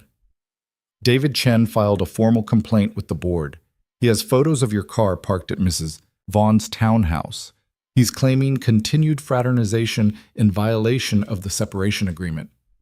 We weren't violating anything. The investigation was closed. The investigation closed with the understanding that the relationship ended. Chen's arguing that you continued seeing each other, which constitutes deception. What does that mean for Isabella? The board is calling an emergency meeting. They're discussing her removal. Logan felt like the floor had dropped out from under him. They can't do that. They can if they decide she's become a liability. Chen's been building his case for weeks. He has board members convinced that Ms. Vaughn is too personally involved to lead effectively. What do I do? You tell the truth. If they call you in, you tell them exactly what happened. When you saw her, how often, whether anything inappropriate occurred. And if the truth isn't enough? Jennifer was quiet for a moment. Then we hope Ms. Vaughn is as good at defending herself as she is at everything else. The call came 2 days later. The board wanted Logan's testimony. They wanted him to come back to Meridian headquarters, sit in a room with a dozen executives, and answer questions about his relationship with Isabella Vaughn. Logan made arrangements for Emma to stay with Mia's family, took a personal day, and drove the 2 hours to a building he'd hoped never to see again. Jennifer met him in the lobby. They're waiting upstairs, conference room A. Ms. Vaughn is already there. How is she? Calm, controlled. Everything you'd expect. Jennifer straightened his tie, even though it was already straight. Just tell the truth. Don't embellish. Don't get defensive. Just facts. Logan nodded and followed her to the elevator. The conference room was exactly what he expected. Long table, expensive chairs, floor-to-ceiling windows showing the city below. 12 board members sat along the sides. David Chen sat at one end, looking smug. And at the other end was Isabella. She looked tired. Her suit was perfect. Her hair pulled back, her expression neutral. But Logan could see the exhaustion in her eyes, the tension in her shoulders. Their eyes met for half a second before Logan forced himself to look away. Mr. Reed, thank you for coming. The board chair, an older man with silver hair, gestured to a chair in the middle of the table. We have some questions about your relationship with Ms. Vaughn. Logan sat. I'll answer what I can. Were you romantically involved with Ms. Vaughn while both employed at Meridian Industries? We had conversations at a company party and met a few times outside of work. I wouldn't call it romantic involvement. But you were interested in her? Yes. And she was interested in you? Logan glanced at Isabella. She was watching him with an expression that gave nothing away. You'd have to ask her. We're asking you, Mr. Reed. Did Miss Vaughn express romantic interest in you? She expressed interest in talking to me like I was a person instead of an employee number. If that's romantic, then yes. One of the board members leaned forward. Did you engage in a physical relationship? No, not while we were both at Meridian. What about after you transferred? Logan hesitated. This was it. He could lie, could say they'd had no contact, could protect Isabella by denying everything. But lying would make it worse if Chen had more evidence. And more than that, he was tired of hiding. After the investigation closed, we saw each other occasionally on weekends when my daughter was otherwise occupied. We had dinner, we talked. We're trying to figure out if we have something real worth pursuing. So you continued the relationship despite the separation agreement. The separation agreement said we couldn't have workplace contact. I work in a different office, report to a different supervisor, and have no professional interaction with Miss Vaughn. We followed the terms. David Chen spoke for the first time. But you continued a personal relationship, which suggests that the transfer was meaningless, that Ms. Vaughn used her position to create a loophole that allowed you both to continue an inappropriate relationship. Logan looked at him. With all due respect, Ms. Vaughn didn't create anything. I chose to transfer. I chose to maintain contact with her after the investigation closed. Those were my decisions. Decisions influenced by your relationship with the CEO. Decisions influenced by the fact that I'm a grown man capable of making my own choices. The board chair held up a hand. Let's stay focused. Mr. Reed, has Miss Vaughn ever used her position to provide you with preferential treatment, better assignments, faster promotions, anything that would constitute an abuse of power? No, I've received nothing but the standard treatment any employee would get. Then why pursue a relationship that created such significant complications? Logan looked at Isabella again. She was watching him with something that looked like fear buried under layers of control. Because she saw me when I was invisible, Logan said quietly. Because she treated me like I mattered when most people treated me like I was just taking up space. Because in 3 years of barely surviving, she made me remember what it felt like to actually live. And because I thought maybe two people who'd forgotten how to be human could figure it out together. The room was completely silent. That's not a professional answer, Chen said. You didn't ask a professional question. You asked why I pursued a relationship that complicated my life. That's the answer. The board chair looked at Isabella. Ms. Vaughn, do you have anything to add? Isabella stood slowly.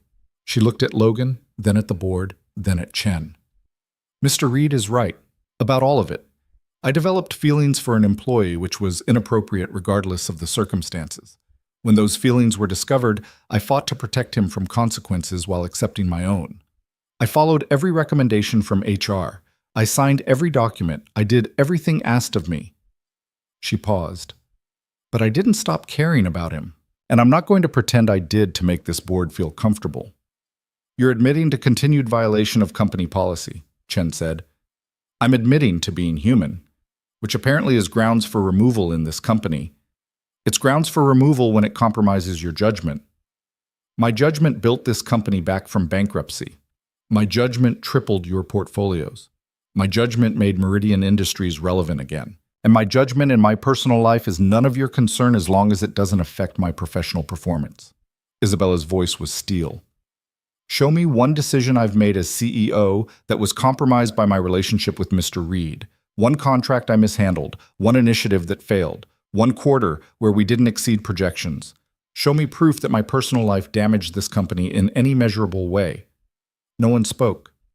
You can't, Isabella continued, because it didn't. The only thing my relationship with Logan Reed did was make me remember that I'm more than a profit margin. And if that makes me unfit to lead, then maybe you need a CEO who's willing to be nothing but a profit margin. But that's not who I am anymore. She sat down, her hands folded calmly on the table, looking every inch the woman who'd rebuilt an empire. The board chair cleared his throat. Thank you both for your candor. We'll deliberate and provide a decision within 48 hours. Logan was dismissed. He walked out of the conference room without looking back, his heart pounding. Jennifer caught up with him at the elevator. That was either brilliant or career suicide, she said. For her or for me? Both. Logan leaned against the wall, suddenly exhausted. What happens now? Now we wait and hope that the board values results more than appearances. The elevator opened. Logan stepped inside, and as the doors closed, he caught one last glimpse of the conference room through the glass walls. Isabella was still sitting at that table, alone, facing down 12 people who held her future in their hands. And Logan realized he'd never seen anyone look so strong while being so completely vulnerable. Part 5. Louis, Ghi, viết sao nghìn đến 6.500 từ liên kết liền mạch với các phần trước trong câu chuyện, pha hồi thoại tạo thành một câu chuyện liền mạch khi ghép lại. Mỗi phần liền mạch với phần trước, không giới thiệu lại câu chuyện ở đầu phần mới. Liên kết các phần của câu chuyện một cách liền mạch. Sử dụng câu chuyện tiếp giữa các phần, duy trì chủ đề, tránh ngắt quãng đột ngột, không sử dụng gạch đầu dòng hoặc tiêu đề phụ. Phong cách kể chuyện Mỹ, Hoa Kỳ, giống văn giàu cảm xúc. Kể theo ngôi thứ 3, giữ đồ kịch tính không viết lan man, nhân vật không hoàn hảo, hội thoại tự nhiên, tránh ngôn ngữ văn chương sáo rơi và cụm từ AI điển hình. Viết như nhà văn chuyên nghiệp, không như AI cố gắng nghe sang. Có yếu tố con người, cầm miêu tả qua mượt mà và hoàn hảo. Phần 5 giải quyết hết vấn đề và kết thúc trọn vẹn câu chuyện. Câu chuyện không nhắc đến Chúa, lưu ý trả lời trong mục tin nhắn không nhảy sang document, chỉ dần bắt buộc, không được xuất hiện trong nội dung truyền. Đây là một câu chuyện điện ảnh hoàn toàn hư cấu được tạo ra chỉ nhằm mục đích giải trí, không đề cập hay ngụ ý rằng nó dựa trên sự kiện có thật, người thật hoặc câu chuyện có thật. Không sử dụng các cụm từ như dựa trên một câu chuyện có thật, theo ghi chép hoặc bất cứ điều gì tương tự. Tất cả các nhân vật, địa điểm, tổ chức và sự kiện phải hoàn toàn hư cấu. Showmore 13 giờ 57 phút, Part 5. Logan didn't hear anything for 3 days. 3 days of going through the motions at work, picking Emma up from school, making dinner, pretending everything was fine while his phone sat silent on the counter, mocking him. Jennifer had said 48 hours. It had been 72. On Thursday evening, while Emma was doing homework at the kitchen table, Logan's phone finally rang. Jennifer. They made a decision, she said without preamble. Logan's hand tightened on the phone. And? Isabella keeps her position. The board voted 8-4 in her favor. They released a statement saying that while her conduct showed poor judgment, her professional performance has been exemplary and doesn't warrant removal. Logan felt something loosen in his chest. What about Chen? He's been placed on administrative leave pending an internal review. Turns out he wasn't just investigating you and Isabella. He'd been collecting information on several board members, trying to build leverage. When that came to light during deliberations, it didn't help his case. So it's over? Jennifer was quiet for a moment. The board fight is over, but there are conditions. What kind of conditions? Isabella agreed to maintain strict professional boundaries, no involvement with employees, No situations that could be perceived as conflicts of interest. And you need to stay at the Eastern office. No transfers back to headquarters for at least 2 years. That's it? That's it. You're both free to continue your relationship outside of work, but inside Meridian, you're strangers. After the call ended, Logan sat at the kitchen table staring at his phone. She'd kept her job. She'd won, and they could keep seeing each other without looking over their shoulders waiting for the next investigation. It should have felt like victory. Daddy? Emma was watching him. Is everything okay? Yeah, sweet pea. Everything's okay. You don't look okay. Logan set his phone down. How do you always know? Because you do this thing with your face when you're worried. Your eyebrows get close together and you chew on the inside of your cheek. She closed her math book. Is it about Isabella? When did you get so observant? I've always been observant. You just never noticed because you were too busy being worried. She came around the table and leaned against him. Is she in trouble? She was, but she's okay now. Are you in trouble? No. Then why do you still look sad? Logan pulled Emma into a hug, holding her close. Because sometimes, even when things work out, they're still complicated. Is that an adult thing? Yeah, that's an adult thing. Emma pulled back and looked at him seriously. Do you love her? The question hit him the same way it had the first time she'd asked. But this time Logan knew the answer. Yeah, I do. Then you should tell her. Mom always said that love is too important to keep quiet about. Logan's eyes stung. Your mom was right. She usually was. Emma smiled, that gap-toothed grin that made her look exactly like Sarah. So are you going to tell her? Maybe. If she'll listen. She'll listen. You're a good dad. That makes you a good person, and good people deserve good things. Logan kissed the top of her head, wondering when his 7-year-old had gotten wise enough to teach him lessons about life. His phone buzzed. A text from Isabella. I heard from Jennifer. Are you okay? Logan stared at the message. 3 days. 3 days of silence, and now she was asking if he was okay. He typed back. Are you? Exhausted, relieved, terrified, all of the above. We need to talk, I know. Can you come this weekend? Emma has a birthday party Saturday. Sunday? Sunday works. Same place? Yeah. The conversation ended there. Logan put his phone away and tried to focus on helping Emma with her homework, but his mind was already 2 days ahead trying to figure out what he was going to say. Sunday morning arrived cold and clear, the kind of winter day that hurt to breathe but looked beautiful doing it.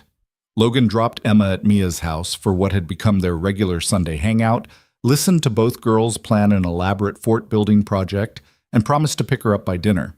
Then he drove 2 hours through traffic that tested his patience, rehearsing conversations in his head that all sounded wrong.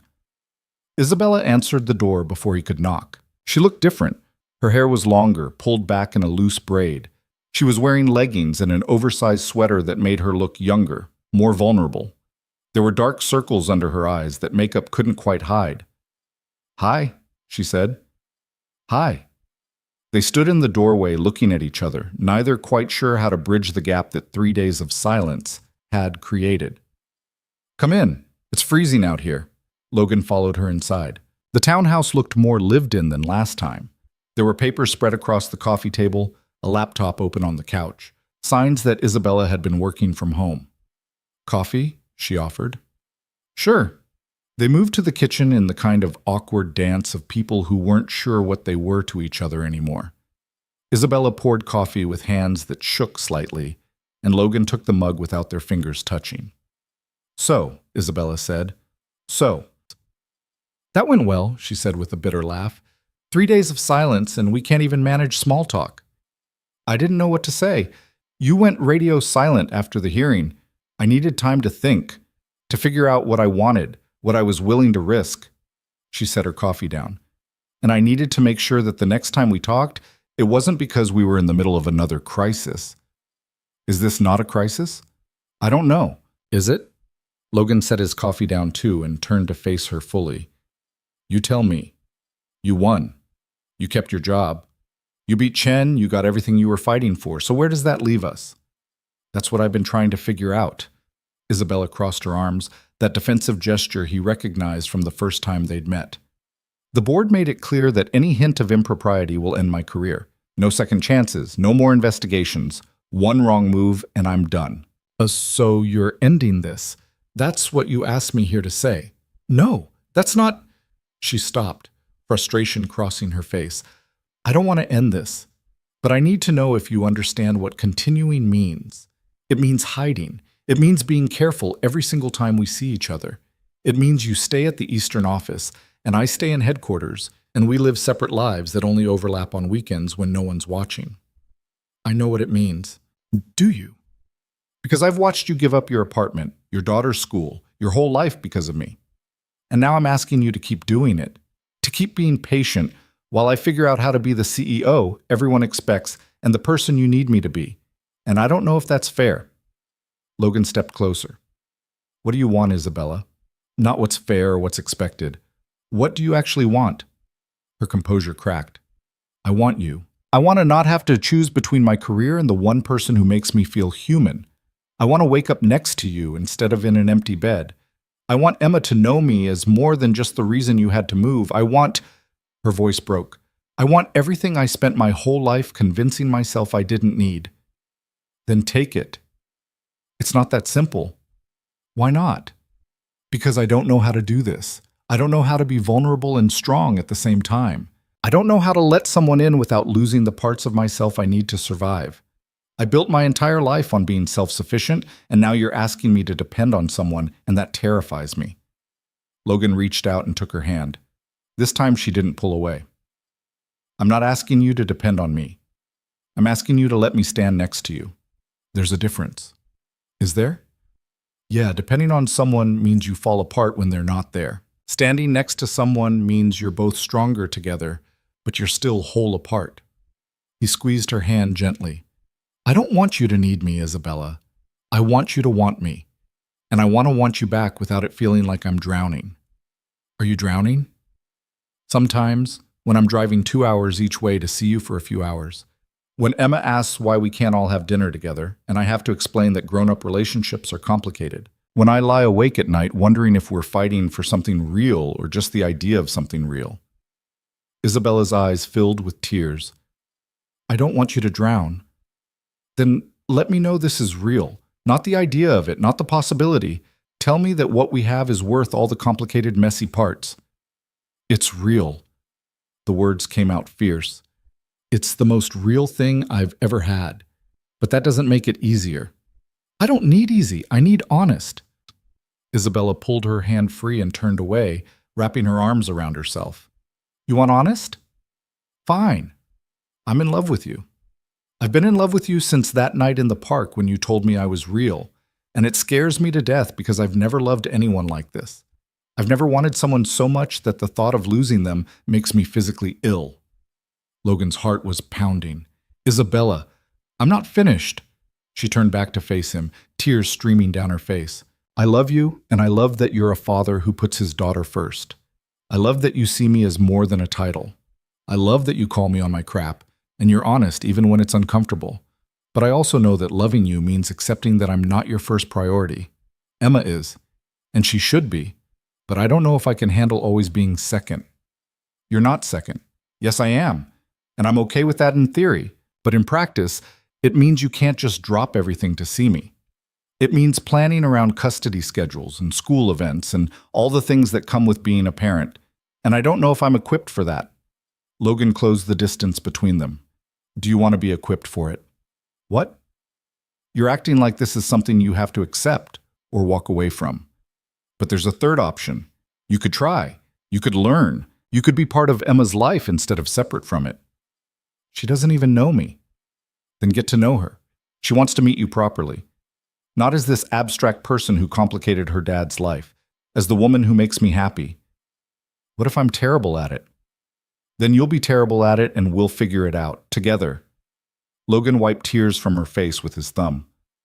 I'm not asking you to be her mother. I'm asking you to be present. To show up, to try. Just Isabella looked at him with an expression that was equal parts hope and fear. What if I fail? What if I screw this up and hurt you both? Then you'll screw it up and we'll deal with it. But right now you're failing by not trying at all. The words hung between them, harsh but true. Isabella let out a shaky laugh. You're not very good at comforting. I told you that at the beginning. You did. She took his face in her hands, looking at him with those dark eyes that had first caught his attention at a party that felt like years ago. I love you, even though it's terrifying and complicated and probably going to blow up in spectacular ways. I love you too, even though you're terrible at cooking and you work too much and you think being vulnerable means weakness. I'm working on that last part. I know, I can see it. Isabella kissed him then, soft and careful, like she was afraid he might break. Logan kissed her back, pulling her closer until there was no space between them. When they broke apart, Isabella rested her forehead against his. So what now? She asked. Now we stop hiding. Not at work. We still have to be careful there. But everywhere else. We tell people we're together. We introduce you to Emma properly. We figure out how to build something that works for all three of us. That sounds terrifying. It is, but we're doing it anyway. Why? Logan smiled. Because Emma told me that love is too important to keep quiet about. And she's right. They spent the rest of the day planning, not grand romantic plans, but practical ones, when Isabella could visit without it being a 2-hour drive each way, how to introduce her to Emma in a way that didn't feel forced, what they'd tell people at work who asked questions. It was boring and mundane and exactly what they needed. Around 4, Logan's phone rang. Mia's mom. Hey, I hate to do this, but Mia's coming down with something. Can you pick Emma up early? Of course. I'll be there in 20 minutes. He hung up and looked at Isabella. Emma's sick. I need to go. I'll come with you. Logan paused. You sure? You said stop hiding. This is me, not hiding. Isabella grabbed her coat. Let's go get your daughter. The drive to Mia's house took 15 minutes. Logan used the time to warn Isabella about what she was walking into. Emma's going to have questions, lots of them, and she's not shy about asking. I can handle questions. Can you handle a 7-year-old interrogating you about your intentions? Isabella laughed nervously. That's actually happening? That's actually happening. They pulled up to a modest house in a neighborhood that looked like every other suburb. Mia's mom, Rachel, answered the door with a sympathetic smile. She's in the living room. Nothing serious, just a stomach thing. Mia gave it to her, apparently. Logan followed Rachel inside, Isabella trailing behind him. Emma was curled up on the couch under a blanket, looking miserable. When she saw Logan, her face brightened slightly. Daddy! Hey, sweet pea, heard you're not feeling great. My stomach hurts. Then Emma noticed Isabella standing in the doorway. Her eyes went wide. You brought her. Is that okay? Emma sat up straighter, despite clearly feeling awful. Yeah, hi, Isabella. Isabella stepped forward, looking more nervous than Logan had ever seen her. Hi, Emma. I'm sorry you're not feeling well. It's okay. Mia threw up twice, so I think I'm doing better than her. Emma studied Isabella with the same intense focus she used on everything. Are you and my dad together for real now? Isabella glanced at Logan, who nodded encouragingly. Yes, Isabella said. We are, if that's okay with you. Why wouldn't it be okay? Because you're important to your dad, and if you're not comfortable with us being together, that matters. Emma seemed to consider this. Do you make him happy? I try to. Does he make you happy? Very much. Then it's okay. Emma settled back into the couch. Can we go home now? I want my own bed. Logan scooped her up, blanket and all. Let's go home. Isabella drove while Logan sat in the back with Emma, who fell asleep almost immediately. She approved of you, Logan said quietly. Isabella glanced at him in the rearview mirror. That was approval? That was Emma giving her blessing. Trust me, if she didn't like you, you'd know. She's amazing. You've done an incredible job with her. We've done an incredible job together, me and her. We're a team. And now I'm trying to join the team. Now you're trying to join the team, Logan agreed. And it's going to be messy and weird and probably involve a lot of stomach bugs. Isabella laughed softly. I can handle that. They got Emma home and settled into bed. She woke up long enough to ask for water and tell Isabella she should stay for dinner, even though she probably wouldn't eat anything. Another time, Isabella promised, when you're feeling better. Okay, but you have to come back. Dad needs you. After Emma fell asleep again, Isabella and Logan stood in the kitchen of his small apartment that still didn't quite feel like home. She's right, you know, Logan said. I do need you. That's terrifying. Welcome to relationships. It's all terrifying. Isabella leaned against the counter, looking around the apartment. This place is nothing like I imagined. What did you imagine? I don't know. Something more polished, more put together. She gestured at the mismatched furniture, the stack of books on space Emma had left on the coffee table, the photos of Sarah still displayed on the mantel. This is real. This is a life someone actually lives. Does that bother you? No. It makes me want to be part of it. Well, Logan crossed to her and took her hands. Then be part of it. Not perfectly. Not without mistakes. Just show up and try. I don't know how to be someone's girlfriend and someone's potential stepmother figure and the CEO of a company all at the same time. So we figure it out as we go, together. Isabella looked up at him, vulnerability written across every feature. What if I'm terrible at this? Then you'll be terrible at it with us. And we'll love you anyway. She started crying again, but this time it looked like relief instead of fear. I'm going to hold you to that. Good. They stayed like that for a long moment, holding each other in a kitchen that smelled like the soup Logan had made earlier, with a 6-7-year-old asleep in the next room and all the complications of their lives still unsolved. But for the first time, it felt like maybe those complications didn't matter as much as the fact that they were facing them together. The next few months weren't easy. Isabella visited every other weekend, slowly integrating herself into Logan and Emma's routine. She learned that Emma liked her pasta with butter, not sauce, that she had strong opinions about which planets were underrated, that she still cried sometimes when she looked at photos of her mom but was getting better at talking about it. Emma learned that Isabella couldn't cook but could tell stories about running a company that made business sound like an adventure, that she was patient with questions and honest about things she didn't know, that she looked at Logan the way Emma remembered her mom looking at him, like he was important and worth keeping. At work, Logan excelled in ways he hadn't before. Without the weight of hiding, he found himself taking on bigger projects, speaking up in meetings, being visible in ways he'd avoided for years. His supervisor noticed, put him up for a promotion. Logan took it, even though it meant more responsibility, because it also meant more security for Emma. Isabella fought her own battles at headquarters. The board watched her closely for months, waiting for her to slip up. She didn't.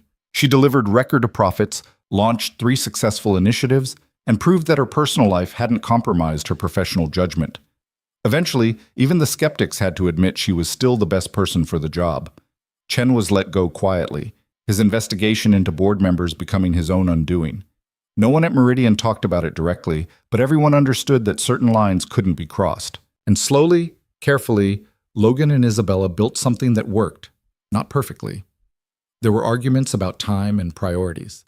Weekends when work pulled Isabella away and Emma was disappointed. Moments when Logan worried he was asking too much, or Isabella worried she was giving too little.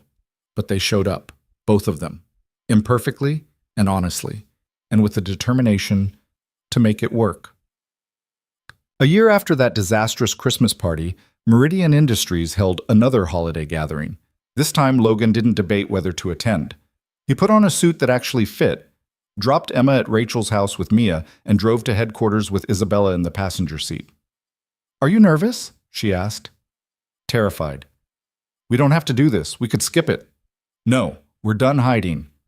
The party was in full swing when they arrived. Same top floor, same white lights, same view of the city.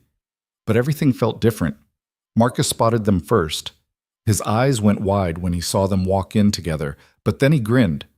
"About time," he called out. Other people turned to look. Some looked surprised.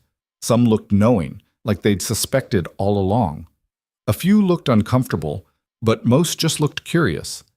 Logan felt Isabella's hand find his, their fingers lacing together. "Ready?" she whispered, not even a little bit. They walked into the party together, not hiding, not apologizing, just existing as two people who'd decided each other was worth fighting for. People asked questions. Logan and Isabella answered honestly. They were together. They were making it work. No, it wasn't always easy, but yes, it was worth it. Some people got it, some didn't. Logan found he didn't care as much as he thought he would. Around 9, Isabella pulled him toward the windows where they'd first really talked a year ago. Can you believe it's been a year? She asked. Feels longer. Feels like we've lived 3 years and 12 months. Would you do it again, knowing everything that happened? Logan thought about the investigation, the transfer, the complications that had nearly ended everything before it started. Then he thought about Isabella's laugh when Emma told a terrible knock-knock joke, about the way they'd learned to navigate each other's lives, about this moment, standing at a party without hiding, without fear, just being. Yeah, he said, I'd do it again. Isabella smiled, that real, genuine smile that had become more common over the past year. Good, because I would too. They stood looking out at the city, at the lights and the life moving below them. A year ago, Logan had been invisible, choosing safety over everything else. Isabella had been ice, keeping everyone at a distance. Now they were just two imperfect people who'd found each other at the worst possible time and decided to make it work anyway. Logan's phone buzzed. A text from Emma, sent from Rachel's phone. Having fun! Rachel says we can make cookies. Tell Isabella I'm making one shaped like Jupiter for her. He showed Isabella the message. She laughed, that full, genuine laugh that made everything worth it. Jupiter cookies. That's a thing now? Apparently. Your daughter is wonderful. Our daughter, Logan corrected gently. If you want her to be. Isabella's eyes got bright. Yeah? She asked me last week if you were going to be her stepmom someday. I told her I didn't know, but I hoped so. She said she hoped so too. Logan, I'm not proposing, not yet, not here. But I want you to know that this isn't temporary for me.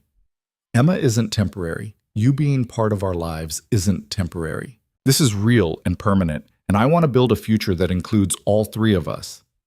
Isabella kissed him right there in front of the windows with half the company watching. And Logan kissed her back, not caring who saw, not caring what anyone thought, because they'd already survived the worst, the investigations, the separation, the fear that what they had couldn't survive reality. And they'd come out the other side still standing, still together, still choosing each other even when it was hard. Marcus appeared beside them, grinning. So I'm guessing you two are official now. What gave it away? Logan asked. The fact that you just kissed your boss at a company party. Again. Isabella laughed. I'm not his boss anymore. Different office, remember? Right, which means this is actually allowed now. Isabella agreed. They stayed at the party for another hour, talking to people who were genuinely happy for them and avoiding people who weren't. At 10, they left together, Logan's hand in Isabella's, walking out of Meridian Industries as partners instead of secrets. On the drive back to Logan's apartment, Isabella was quiet. You okay? Logan asked. I'm thinking about how different everything is from a year ago, how scared I was, how lonely, how convinced I was that wanting anything beyond work made me weak. And now? Now I know that wanting more doesn't make you weak. It makes you brave. And I'm grateful I was brave enough to want you. Logan pulled into his parking spot and turned to look at her. We still have to figure out living situations, and what we tell people at work going forward, and how to handle holidays with Emma and schedules and all the boring practical stuff. I know, and it's still going to be complicated. I'm still going to be a single dad with responsibilities. You're still going to be a CEO with demands on your time. We're still going to have to work at this. I know that too. So why are you smiling? Isabella reached over and took his hand. Because a year ago, I thought the idea of working at a relationship sounded exhausting. Now I think it sounds like the best thing I've ever signed up for. They went inside to find Rachel had brought Emma home and put her to bed.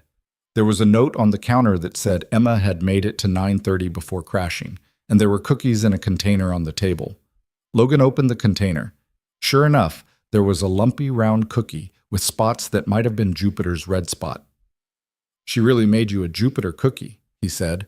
Isabella picked it up carefully, looking at it like it was the most precious thing she'd ever held. I'm going to cry over a cookie. It's a very meaningful cookie. It really is. They ate cookies in Logan's kitchen at 10:30 on a Sunday night, and it felt more significant than any fancy dinner or romantic gesture ever could. This was real life. Sick kids and work stress and Jupiter cookies and trying to figure out how to build a family that didn't look like anyone expected. And it was messy and imperfect and exactly what both of them needed. 6 months later, on a Saturday afternoon while Emma was at a sleepover, Logan drove Isabella to a park 2 hours away from everything they knew. "Where are we going?" she asked. "You'll see." They pulled up to a small house on a quiet street, nothing fancy but well-maintained. A for sale sign stood in the front yard. Logan turned off the car. "I've been looking at places. Somewhere between the Eastern office and headquarters. Somewhere that could be ours instead of just mine or just yours." Isabella stared at the house. "You want to move again?" "I want to move forward, with you, with Emma. I want us to have a place that's built for all three of us, not just cobbled together from separate lives." "This is huge." "I know. Emma would have to change schools again."